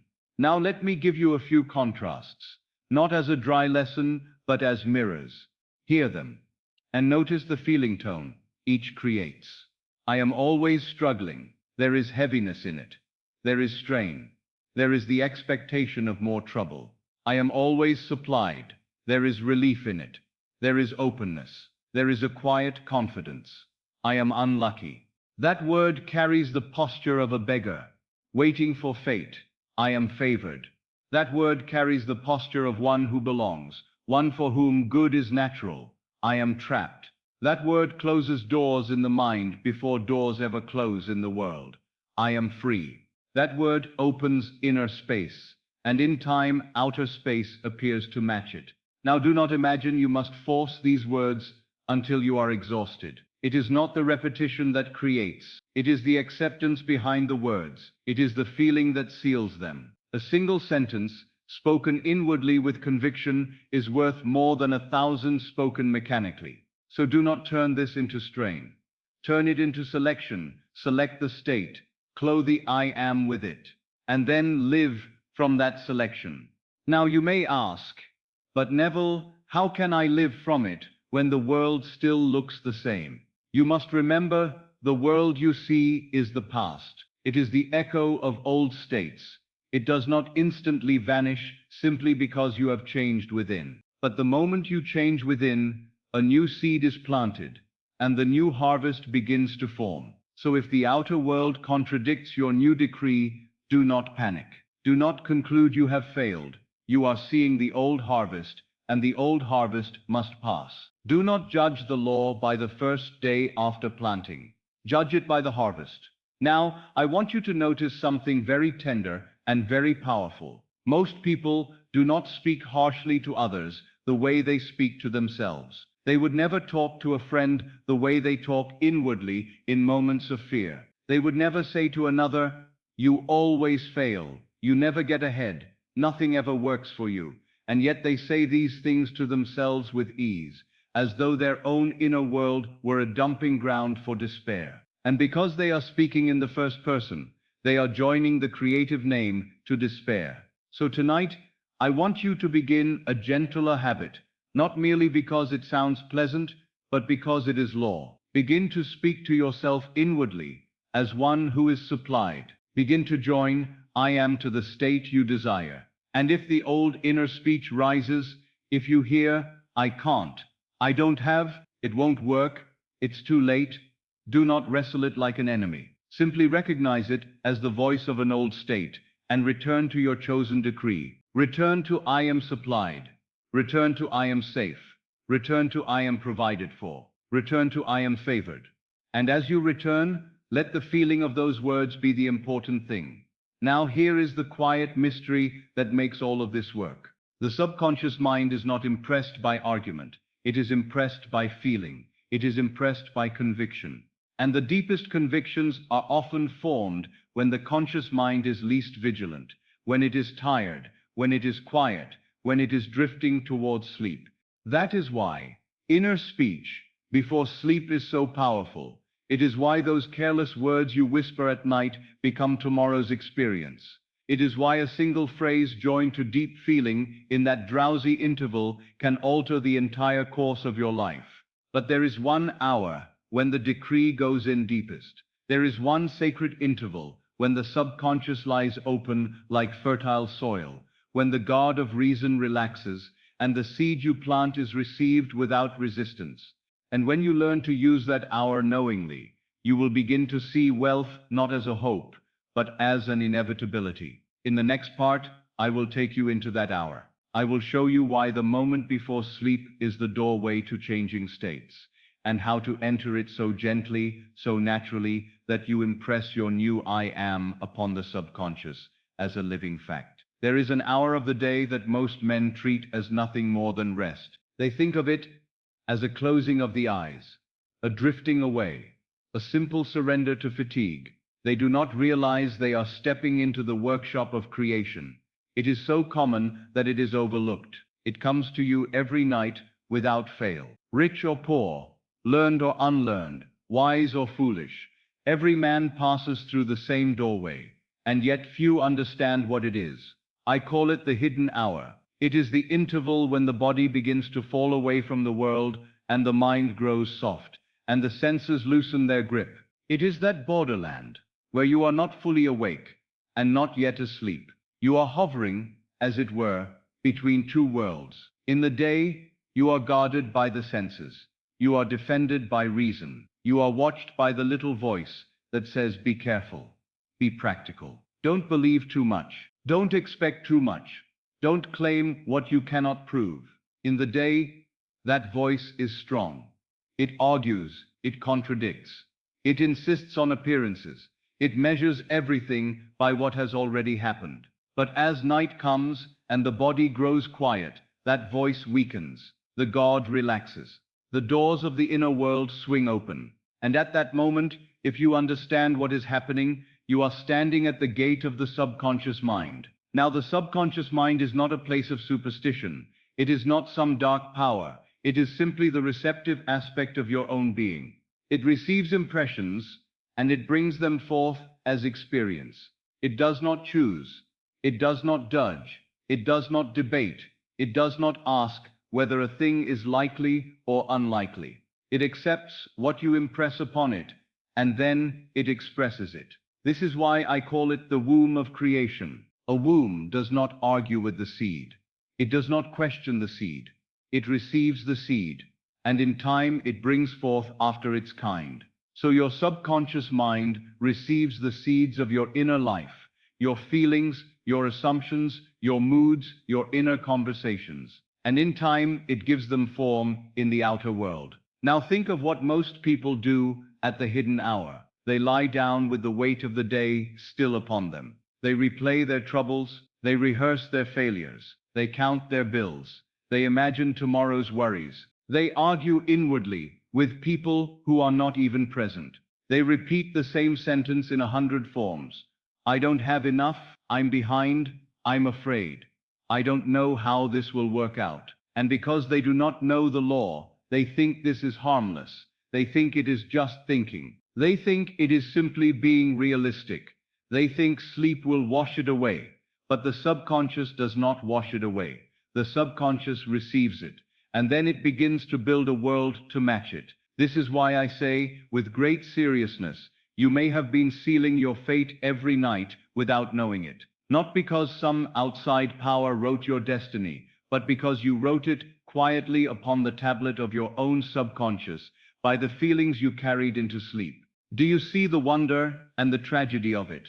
The wonder is that you have the same power to plant wealth, security, and freedom. The tragedy is that most have been planting fear, lack, and struggle without realizing it. Now let me bring this closer to you. Think of the last few nights. When you lay down, what was the last feeling you carried? Not the last thought you spoke outwardly, but the last feeling in your chest. Was it relief? Was it gratitude? Was it peace? Or was it tension? Was it worry? Was it a sense of being pursued by life? Because the last feeling is often the seed that goes in deepest. When the body grows heavy, when the eyes close, when the mind begins to drift, you are no longer in the same condition as you are at midday. You are impressionable, you are open, you are receptive, and the subconscious, like soil after rain, takes whatever falls into it. Now do not be afraid of this. I do not tell you this to burden you. I tell you this to free you. For the moment you understand it, you cease to be careless. You cease to fall asleep as a victim. You begin to fall asleep as a creator. You begin to see that sleep is not merely rest. Sleep is an act. Sleep is a ritual. Sleep is the closing seal of your day. And the seal you place upon the day becomes the pattern of tomorrow. Now I have often said that the subconscious is most easily impressed in the state akin to sleep. That is the drowsy condition, the borderland, the hidden hour. And I want you to feel why it is so powerful. In the waking day, you may attempt to assume wealth, and then the senses protest. You may say, I am supplied, and then the mind quickly replies, but look at the facts. You may imagine for a moment, and then the phone rings, the world demands attention. The habit of old thought returns. The seed is scattered on the surface, and the wind of the day blows it about. But in the hidden hour, the wind grows still. The senses dim. The body no longer clamors. The mind is not as argumentative. You can feel a thing as true for a moment, deeply, without immediate contradiction. And a moment of deep feeling is worth more than an hour of strained effort. So the question becomes, what will you do with that hour? Will you use it as most use it, by drifting into sleep, rehearsing lack? Or will you use it as the wise use it, by choosing a new state and carrying it into sleep as your final impression? Now you must understand, you cannot carry two states into sleep at once. You cannot fall asleep feeling fear and expect to harvest peace. You cannot fall asleep rehearsing poverty and expect to harvest wealth. A seed bears after its kind. If you go to bed as the person who is worried, you wake up in the world of the worried person. If you go to bed as the person who is supplied, you wake up in the world that corresponds to supply. This is why I say your nights are holy, not in the religious sense of outward ceremony, but in the sense that they are creative. And this is why I speak of the hidden hour as a portal. Because at that hour, you may move from one state to another more easily than at any other time. The mind is softened. The feeling is closer. The inner world is near. But I will tell you something that may surprise you. The subconscious does not respond to your effort. It responds to your acceptance. If you try to force a feeling before sleep, you may keep yourself awake with strain. If you try to fight thoughts, you may stir them. But if you gently select a state and rest in it and let it become natural, then the subconscious receives it as though it were true, and in time it must become true in the world of fact. Now I know what the practical mind asks at this point. It says, but how do I do it? What exactly do I do at that hour? What do I imagine? What do I feel? What do I say? You will receive the practice. I will not leave you with hints and mystery alone, but I want you first to feel the importance of the hour, so you do not treat the practice lightly, because many people will hear a method and then do it carelessly, as though it were another little trick among a dozen. They will try it for one night with a divided mind, then return to the old worry, and then declare the law false, because they did not see immediate results. They do not understand that the seed must be planted and then left to grow. And they do not understand that the hidden hour is where the seed is planted most deeply. So let me speak plainly again. You may have been sealing your fate every night without knowing it. You may have been building tomorrow's lack while you thought you were simply falling asleep. You may have been giving the subconscious the same instruction again and again. More struggle, more delay, more fear, and then wondering why life appears to repeat. Now you need not do that another night. You can choose tonight to make the last act of your day a different act. You can choose to fall asleep in a different state. You can choose to plant a different seed. And if you do, you will begin to see the harvest in time. It may come quickly or slowly, but it must come, for the law is faithful. In the next movement, I will show you the difference between asking and assuming, between praying as a beggar and praying as one who already has. And then, gently, I will lead you into the actual practice that belongs to the hidden hour, the practice that impresses wealth upon the subconscious as a present reality. Now we come to a distinction so delicate and yet so decisive that it separates those who remain forever hoping from those who begin to see their world bend. It is the difference between asking and assuming. Most of the world has been taught to pray as a beggar. They may not call it begging, but that is what it becomes in the feeling. They kneel inwardly before some distant power, and they plead again, and they plead more fervently, believing that if they use enough emotion, enough repetition, enough desperation, then perhaps the heavens will take pity upon them. And yet, if you listen closely to the tone behind that prayer, you will hear its secret confession. I do not have. I am not. It is not mine. Something outside of me must change before I can be free. Now do you see why such prayer often fails? Not because there is no answer, but because the prayer itself is the assumption of lack. The man who begs is living in the state of not having, and by law, his world must reflect the state he occupies. He may speak beautiful words, but his feeling is the true language of the subconscious, and his feeling declares, I lack.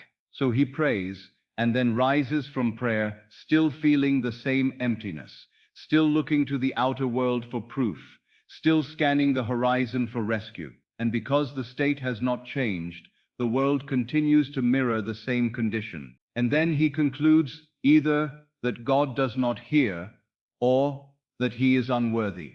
But the truth is simpler and far more liberating. He has been praying against himself. He has been planting the seed of not having, and then wondering why the harvest is more not having. Now, I do not say this to condemn anyone. Many were taught this from childhood. They inherited it. They were told that humility meant denying themselves and that faith meant waiting. They were told that desire was dangerous and that asking was virtuous. And because they were sincere, they accepted it. But sincerity does not override law. A law does not change because a man means well. A law simply works. So if prayer as begging is a confession of lack, what then is prayer as power? What is the prayer that changes the world? It is assumption. Prayer, in the true sense, is not an attempt to persuade God to do something for you. Prayer is the art of entering the state of the answered prayer. It is the acceptance inwardly that the thing desired is already accomplished. It is living from the end. And that is why the scriptures, when read with understanding, do not say, believe that you will receive. They say, believe that you have received. Notice the tense, not tomorrow, now. And the mind, trained in the old way, resists that. It says, but how can I believe I have received when I do not see it? And the answer is the same answer we have been circling all night. The seen is not the cause. The seen is the echo. The unseen is the cause. The unseen is the state. So you do not wait for the outer world to give you permission to believe. You believe first, and the outer world is compelled to follow. That is the law. Now let me put this in a sentence you can carry into your own practice. Do not ask as one who is not. Assume as one who is. Do not ask as one who lacks. Assume as one who has. Do not pray as one trying to get. Pray as one who has already received. For the moment you truly accept a thing as done in consciousness, you have moved into a different state, and the world, being yourself pushed out, must reorganize itself to reflect the state you now occupy. Now, I want you to feel the emotional difference between these two approaches, because your feeling will tell you more than arguments ever could. Think of the tone of begging. It feels like reaching upward from a low place. It feels like dependence. It feels like waiting. It feels like please. It feels like fear that you will not be answered. It feels like uncertainty. And uncertainty, when impressed upon the subconscious, produces uncertainty in the world. Now feel the tone of assuming. It feels like quiet possession. It feels like calm. It feels like resting in something already true. It feels like a closed door behind you, not an open door you are still trying to reach. It feels like it is done. It feels like gratitude without strain. It feels like the dignity of one who belongs. Do you see now why I say prayer as assumption is claiming as a son, not pleading as a servant? A servant asks for permission. A son assumes inheritance. A servant waits for approval. A son lives from acceptance. A servant measures himself by the mood of the master. A son knows his place and moves from it. Now, I must be careful here, because some hear the word son and think I speak only of men, or only of a certain doctrine. I do not. I speak of the state of sonship, of the one who recognizes the Father within as his own wonderful human imagination, the one who ceases to treat God as distant and begins to treat God as his own awareness of being. When you recognize that the creative power is within you as your own I am, then you cease to kneel before shadows. You cease to beg the world for permission. You cease to pray as though God were outside withholding. You begin to pray in the only way that truly works, by acceptance. So I tell you plainly, the slavery of man is not in his outer condition. It is in his inner attitude. It is in the belief that he must beg life to change. It is in the belief that he must earn what he is allowed to be. And the freedom of man is not merely having money. The freedom of man is knowing the cause and taking the cause in hand. Now you may say, but Neville, is this not arrogance? Is it not pride to assume? No, it is law. It is not arrogance to obey a law. It is wisdom. If a man understands that a seed produces after its kind, he does not call it arrogance to plant the seed he desires. He simply plants it. If a man understands that the mirror reflects the face, he does not call it arrogance to change his expression. He simply changes it. If a man understands that consciousness is the only reality, he does not call it arrogance to occupy a new state. He simply occupies it. The only arrogance is to demand that the world change while you refuse to change within. The only arrogance is to argue with the law and then blame the law for being faithful. So do not fear assuming. Fear only remaining unconscious. Now let me show you how this applies directly to wealth, because I do not want you to keep it in the air as a spiritual idea. I want it to touch your daily life. The very moment you open a letter, the moment you pay a bill, the moment you consider tomorrow, a man sits in lack and he prays, "Oh God, give me money." He repeats it, and his voice trembles. He hopes, he waits. He rises from prayer and checks the outer world for signs. He looks at the same figures and feels the same dread. What has he done? He has planted dread again. He has confessed lack again. And the subconscious, faithful, receives it. Another man sits in the same outer condition, and he prays differently. He does not plead. He does not bargain. He does not rehearse the lack. He enters a different state. He closes his eyes and he feels what he would feel if he were already supplied. He feels the relief. He feels the ease. He feels the quiet certainty. And he lets that state become real within him. He rises, not to scan for proof, but to live from the assumption. Now which man has changed? The second man has changed the cause. And because he has changed the cause, the world must change in time. Now understand this. The outer world may not change in the same hour you assume. But the moment you truly assume, something begins. A seed is planted. A bridge begins to form. Events start moving beneath the surface. And this is why I must caution you against the habit of checking.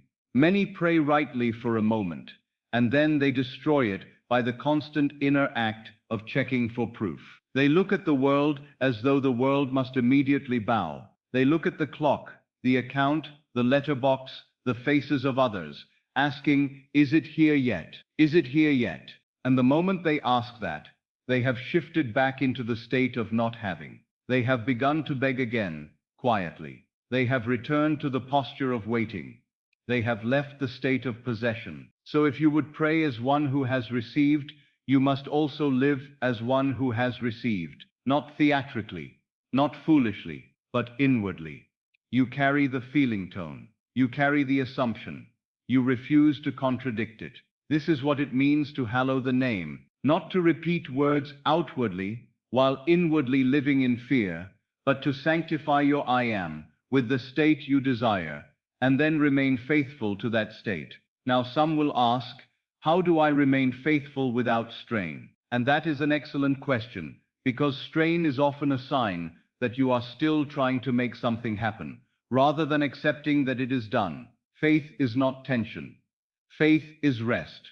Faith is the quiet confidence of one who has planted the seed and does not dig it up every morning to see if it is sprouting. So I am going to lead you into a way of praying that produces rest, a way of assuming that does not exhaust you. But before I do, let me show you the great secret behind why begging feels so heavy. Begging places God outside you. Begging places cause outside you. Begging says, I am separate. And separation produces fear. For if the power is outside, then you are at its mercy. If the source is outside, then you must chase it, persuade it, earn it, fear losing it. But assumption places God within you. Assumption places cause within you. Assumption says, I and my Father are one, and union produces peace. Because if the power is within, then you are not at the mercy of events. You become the one who initiates.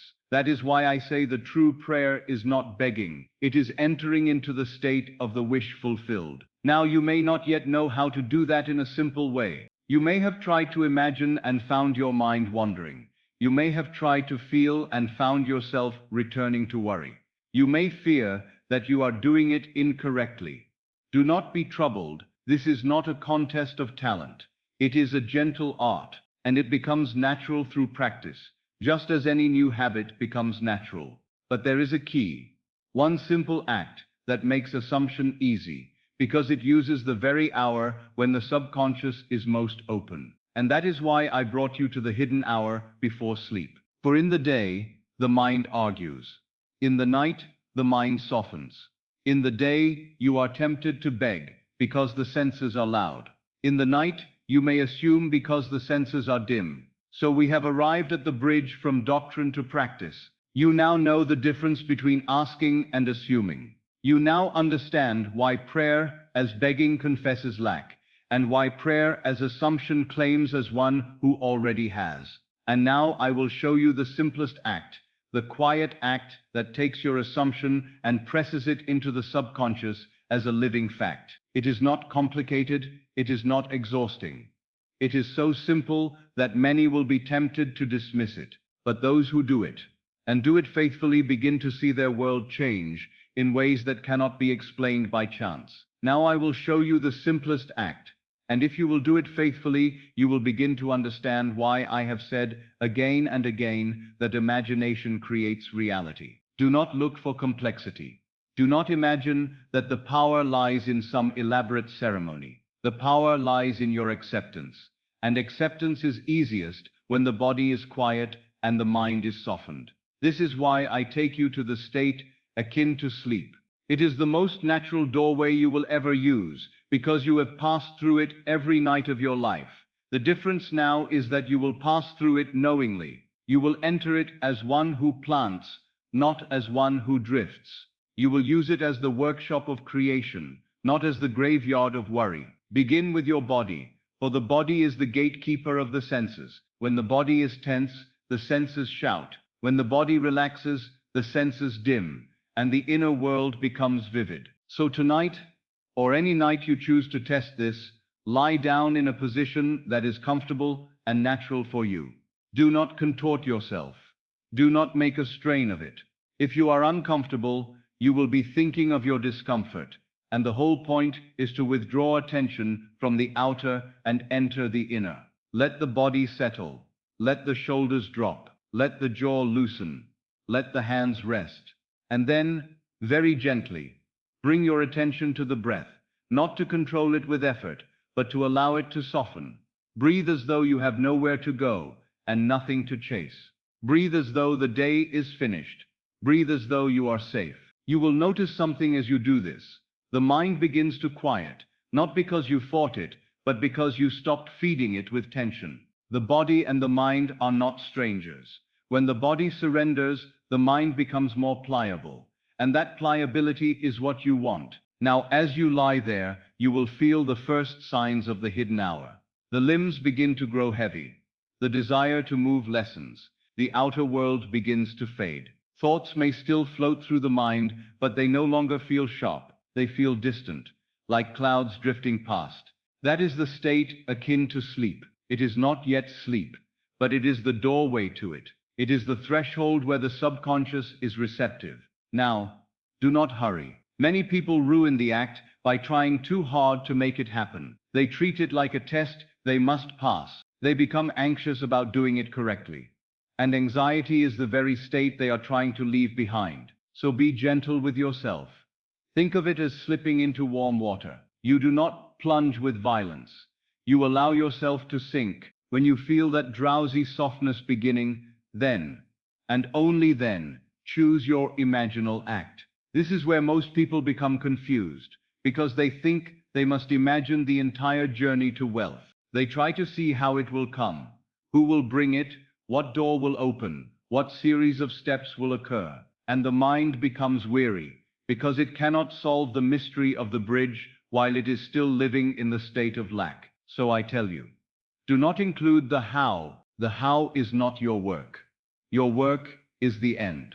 Choose a short scene that implies the wish is already fulfilled. Not that it will be, not that it might be, but that it is done. Let it be simple. Let it be brief. Let it be something you could repeat without effort.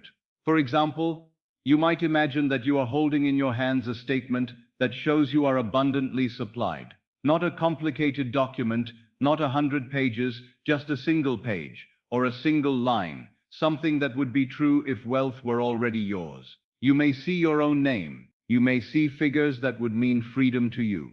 And you do not stare at them as a stranger. You look at them as one who expected them. Or you may imagine that you are hearing the voice of someone you love and respect, saying a simple sentence, something like, "I am so happy for you. It worked out. You are finally free." Hear it in their tone. Feel the warmth in it. Feel the naturalness of it, as though it were a normal fact of your life. Or you may imagine yourself paying what once frightened you, paying it with ease. You may feel the relief of knowing that every obligation is met, not as a hopeful dream, but as a present condition. You are not imagining the struggle. You are imagining the end of struggle. The scene must imply fulfillment, and it must be short enough to carry you into sleep. Now there is another secret here, and it is this. You must enter the scene in the first person. Do not watch yourself as though you were in a picture. Do not stand outside it like a spectator. If you do, you remain separate from the state. You remain an onlooker, and the onlooker is still the one who has not. You must be inside the scene. See through your own eyes, hear through your own ears, touch through your own hands. If you are holding a paper, feel the texture of it. Feel its edges between your fingers. Feel the slight bend as you hold it. If you are hearing a congratulatory voice, hear its cadence. Hear the warmth. If you are experiencing relief, feel where relief lives in the body. Notice how the shoulders soften. Notice the breath deepening. Notice the quiet in the mind. You are not pretending for someone else. You are not performing. You are giving the subconscious an experience. And the subconscious accepts experience as fact when it is accompanied by feeling. Now we come to the heart of it, the thing without which no imaginal act takes root. Feeling. Feeling is the secret. It is not the picture alone that creates. It is not the words alone. It is the feeling of reality, the inner conviction that this is so, that impresses the subconscious. So when you enact your scene, let it produce the feeling that would be yours if it were true. What does wealth feel like? To many it feels like relief. First, a quiet exhale, the lifting of a weight. It feels like ease, a spaciousness in the mind, a sense that there is time and room and breath. It feels like quiet confidence, not the loud confidence that boasts, but the calm confidence that does not need to prove itself. And if you truly enter it, it may also feel like natural gratitude, not forced, not manufactured, but the simple response of one who has received. The heart, when it accepts a gift as real, says thank you without effort. So as you hold your scene, do not chase excitement. Excitement rises and falls. It can become strain. Seek instead the deeper feeling of possession, the naturalness of it. When a thing becomes natural in consciousness, it is on its way to becoming natural in your world. Now repeat your short scene gently, not like a man hammering at a door in desperation, like a person who is savoring a truth. Let it loop softly, again and again, and with each repetition, allow the feeling to deepen. If your mind wanders, bring it back without anger. You are not wrestling an enemy. You are simply returning to your chosen state. And each time you return, you strengthen the impression. Do not measure your success by whether you held perfect concentration. Measure your success by whether you tasted the feeling, even for a moment. A single moment of true feeling is a seed, and a seed, once planted, does not need to be planted again and again in panic. It needs to be left to grow. Now here is something most people do not understand. And because they do not understand it, they worry unnecessarily. If you fall asleep in the scene, that is not failure. That is victory. If you drift into sleep while holding the feeling of the wish fulfilled, you have done the perfect thing. For sleep carries the impression into the subconscious without resistance.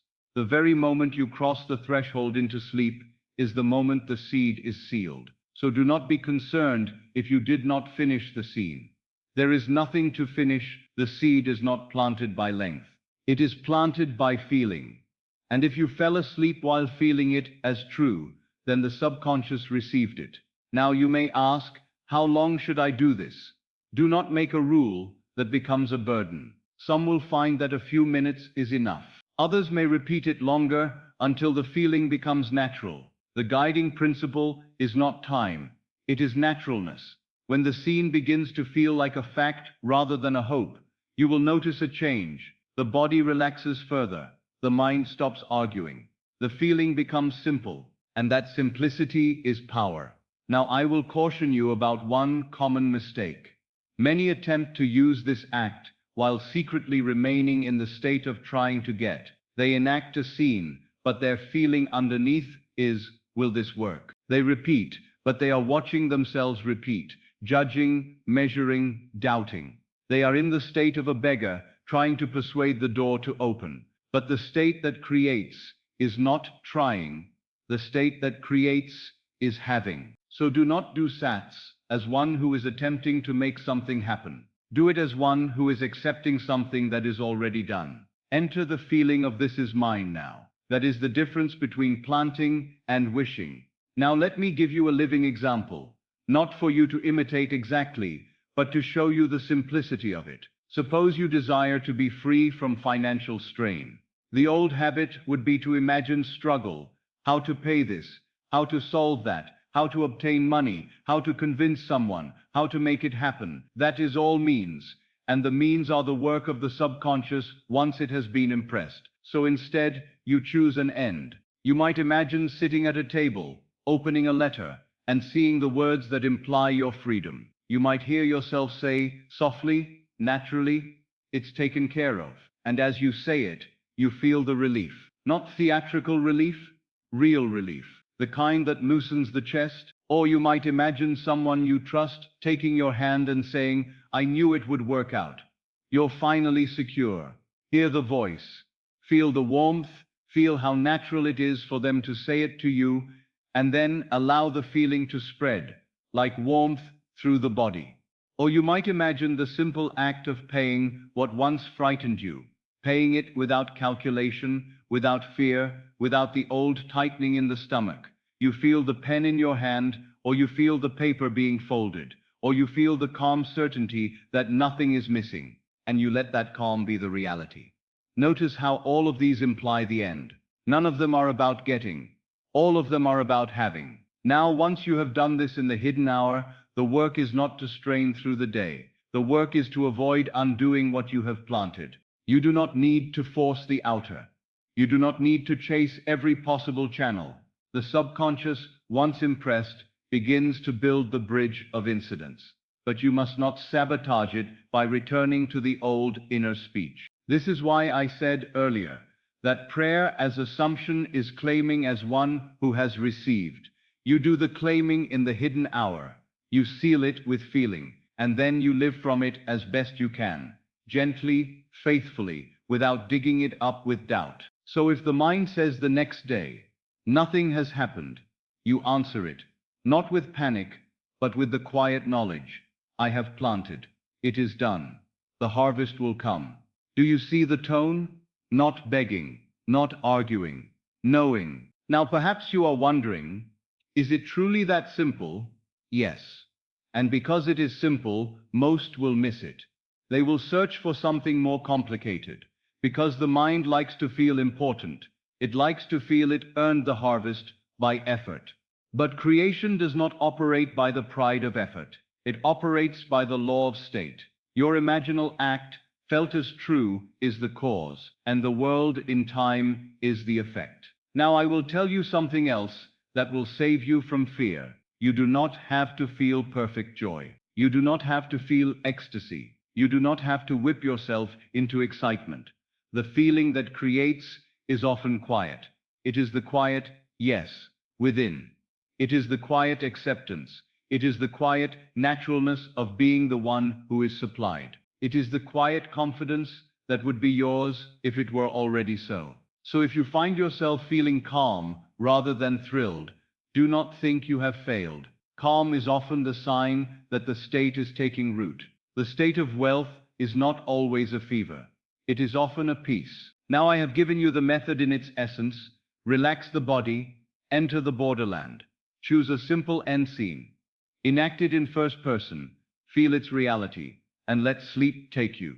But there is still something you must understand. Because if you do not, you may fall into the common trap of impatience. You may do this act for a night or two, and then look for the outer world to change immediately.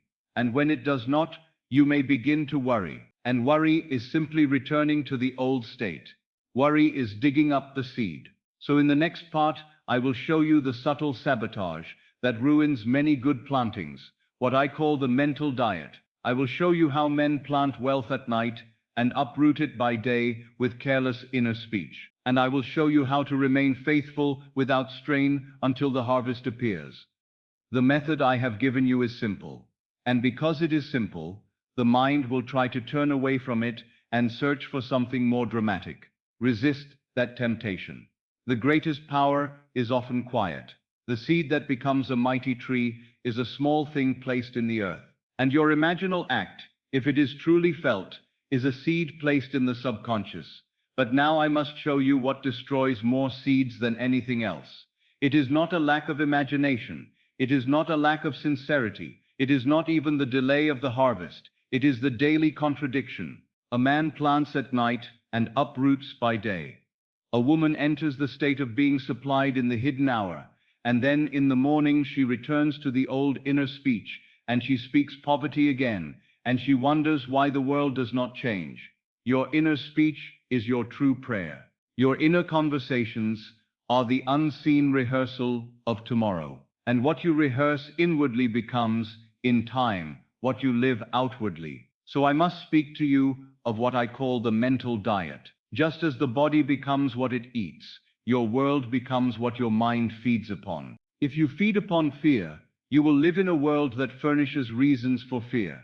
If you feed upon lack, you will live in a world that reflects lack. If you feed upon resentment, you will meet resentment in the faces of others. And if you feed upon the feeling of being supplied, the world will begin to echo that supply back to you.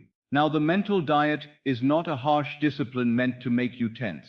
It is not a whip, it is simply awareness. It is catching the inner speech as it rises, and refusing to let the old state speak unchallenged. You will notice, if you observe yourself honestly, that the old state speaks in certain familiar phrases. It may not always be the same words, but it is the same feeling. It says, I never get ahead. It says, money goes as quickly as it comes. It says, something always happens. It says, it's too expensive. It says, I can't afford it. It says, I'm not the kind of person who is lucky. It says, it's always harder for me. And these phrases, spoken inwardly, are not harmless. They are not simply thoughts. They are decrees. They are attachments of the creative name to a state. So when you hear them, do not panic and do not fight. Fighting gives them life. Simply notice them as you would notice a passing cloud. Recognize the old state speaking, and then gently return to your new decree. I am supplied. I am always provided for. I am safe. I am favored. I am the one who receives. Do not say this as a desperate charm. Say it as a return to the room you have chosen to live in. Say it as you would correct a wrong address on a letter. You are not begging. You are redirecting. You are choosing. Now you will ask, must I do this every moment? Not with strain, but with steadiness. At first, yes, you will notice the old speech often, because it has been your habitual home. But each time you return to your new assumption, you weaken the old habit and strengthen the new one. And soon, what felt unnatural becomes natural. And when it becomes natural, the outer world cannot help but reflect it. I have said often that persistence is the secret of all successful imagining. Not frantic effort, but persistence. The quiet loyalty to the end. And here is how you will know. You are persisting rightly. You feel less and less need to check. You feel less and less need to measure. You stop scanning the outer world for signs, as though the outer world were the cause. You begin to live from the inner certainty, and the outer world becomes, in your eyes, the echo of what you have already accepted. Now I want to speak to those who carry an old weight around money that is not just practical, but emotional. Many do. They have memories attached to lack, painful scenes, humiliations, moments that branded the mind with a feeling of not enough, perhaps a letter that frightened you, perhaps a conversation that wounded you, perhaps a day when you felt powerless, ashamed, or trapped. These memories do not remain in the past as people imagine. They live in the present as feeling. Every time you recall them with emotion, you are replanting them. You are watering old seeds. So I must now give you a gift that, when used, becomes a kind of redemption. It is the art of revision. The world tells you the past is fixed. The world tells you it is done and cannot be altered. But the world misunderstands the nature of memory. Memory is a present act of imagination. It is happening now, and because it is imagination, it can be changed. If you revise the memory, you revise the feeling. And if you revise the feeling, you revise the state. And if you revise the state, you revise the future that grows from it. So each night, after you have done your imaginal act of wealth, or even before. If you feel called, choose one unpleasant moment from the day, or one old moment from the past that still carries sting. Do not choose 10. Choose one. Take it into the silence, and then replay it as it should have been. If you received a letter that frightened you, revise it. See the same envelope, but now it contains good news. See the words that imply relief. Feel the softening in your chest. Let the scene be brief, but vivid, and let the feeling be real. If you had a difficult conversation, revise it. Hear the voice of the other person, soften. Hear them speak kindly. Hear the words that imply understanding and support. Feel the warmth of it, and then fall asleep in that revised feeling. Do not do it to make someone change. Do it to change the state within yourself. For the world is yourself pushed out, and when the state changes, the world follows. This is one of the greatest mercies of the law. You are not chained to old mistakes. You are not condemned to repeat old wounds. You may revise, and the revision becomes a new seed. Now, as you apply SATs, mental diet, and revision, something begins to happen. Not always immediately visible, but real nonetheless. The subconscious, impressed with a new state, begins to arrange what I call the bridge of incidents.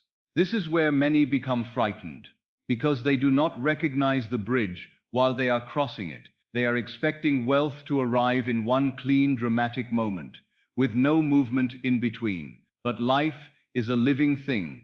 It moves, it rearranges, it shifts, and the bridge of incidents is simply the natural sequence of events that leads you to your assumed end.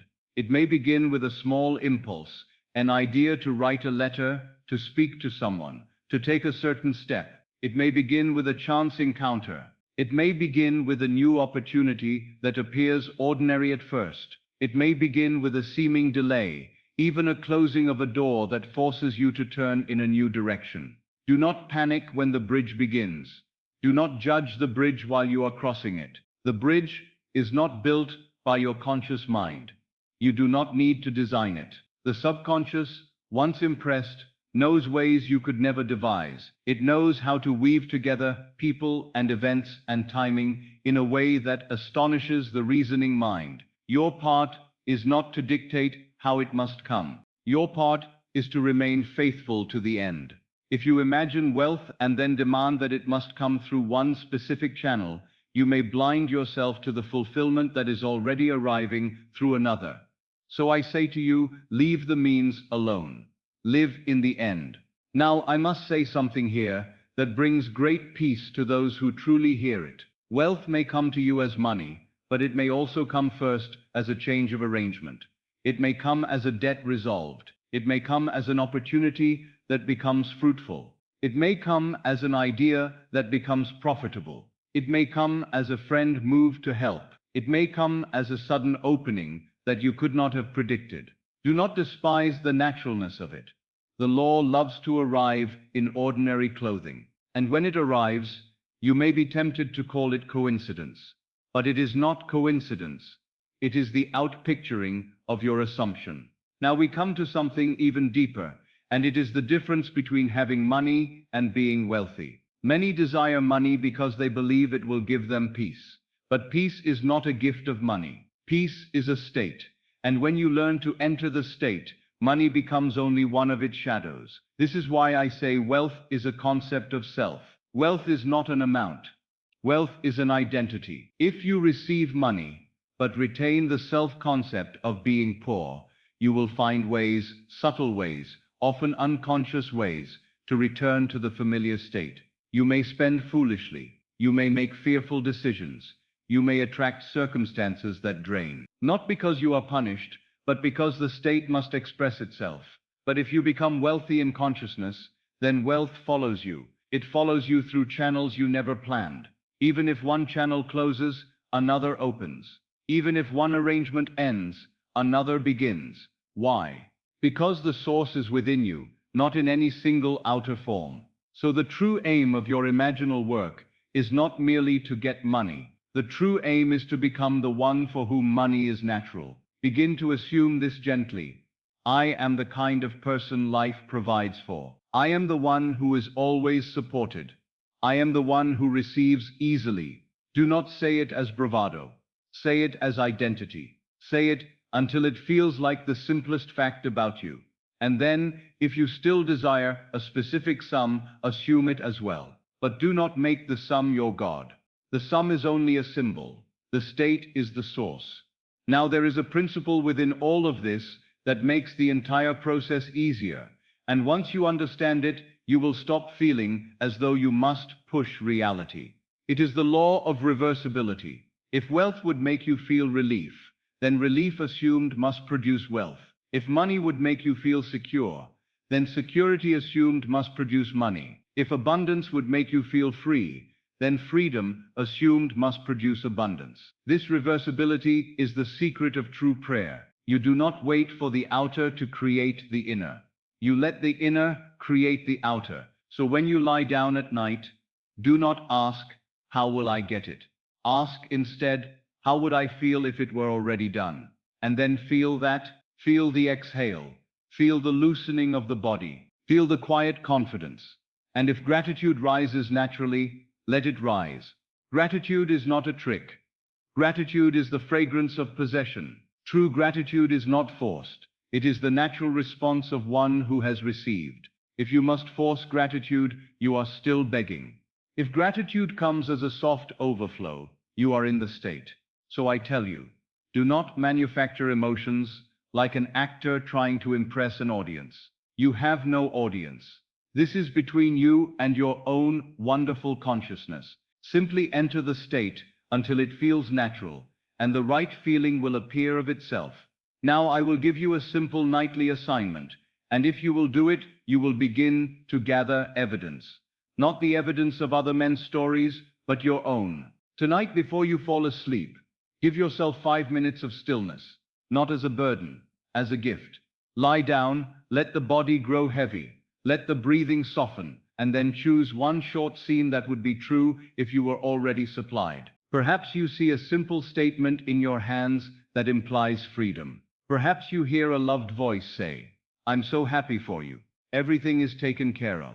Perhaps you feel the relief of paying what once frightened you with ease. Enter the scene in first person. Feel it as real. Let the relief be the reality. Let the ease spread through you. Repeat the scene gently until it feels natural, and then let sleep take you while you are still in the feeling of being supplied. And tomorrow, when the day tries to pull you back into the old state, do not wrestle, do not argue. Simply return again and again to your inner decree. I am supplied. I am safe. It is done. If the world shows you old facts, remember they are yesterday's harvest. Smile inwardly, not as mockery, but as understanding, and remain faithful. Now let me speak to you with affection, because I know the human heart. There will be moments when you feel strong and moments when you feel uncertain. Do not condemn yourself for being human. Do not turn this into a harsh religion of perfection. The law is not asking you to be perfect. It is asking you to be persistent. A seed does not require perfect weather every day. It requires that it not be uprooted. So do not uproot your seed with despair. Do not dig it up with anxious checking. Do not poison it with constant complaint. Water it with your return to the state. Return to the feeling. Return to the end. And let the bridge of incidents form. Now if you wish to know whether you have truly entered the state, there is a simple sign. You begin to feel calmer. Not because you see proof, but because you have accepted the cause. The anxiety lessens. The mind becomes quieter. The desperate edge fades.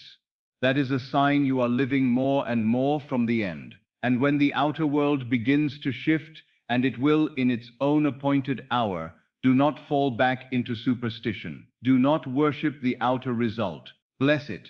Enjoy it. Use it wisely. But remember what it points to. It points to the source within you. It points to the truth that you are not at the mercy of life. It points to the law that created my reality of wealth and can create yours.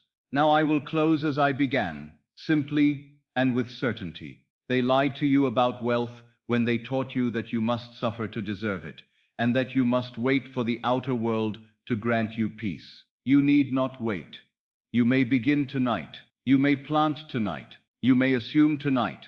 And if you will do it and remain faithful, you will begin to see your world rearrange itself in ways that feel natural but are in fact the law at work. If you have stayed with me this far, you are among the few who do not merely want comfort, they want understanding. And understanding, when practiced, becomes power. So I ask you now, not as a demand, but as an invitation, test it. Do not argue with it. Do not worship it. Test it. And if you wish to share your experience, leave your testimony, what you imagined, what you felt, what changed, and remain with these teachings. For the law is proven by practice, and the promise of life is fulfilled by persistence. Tonight, as you drift into sleep, let your last inner words be few, but true. I am supplied. I am safe. It is done. Say them softly, and feel their reality.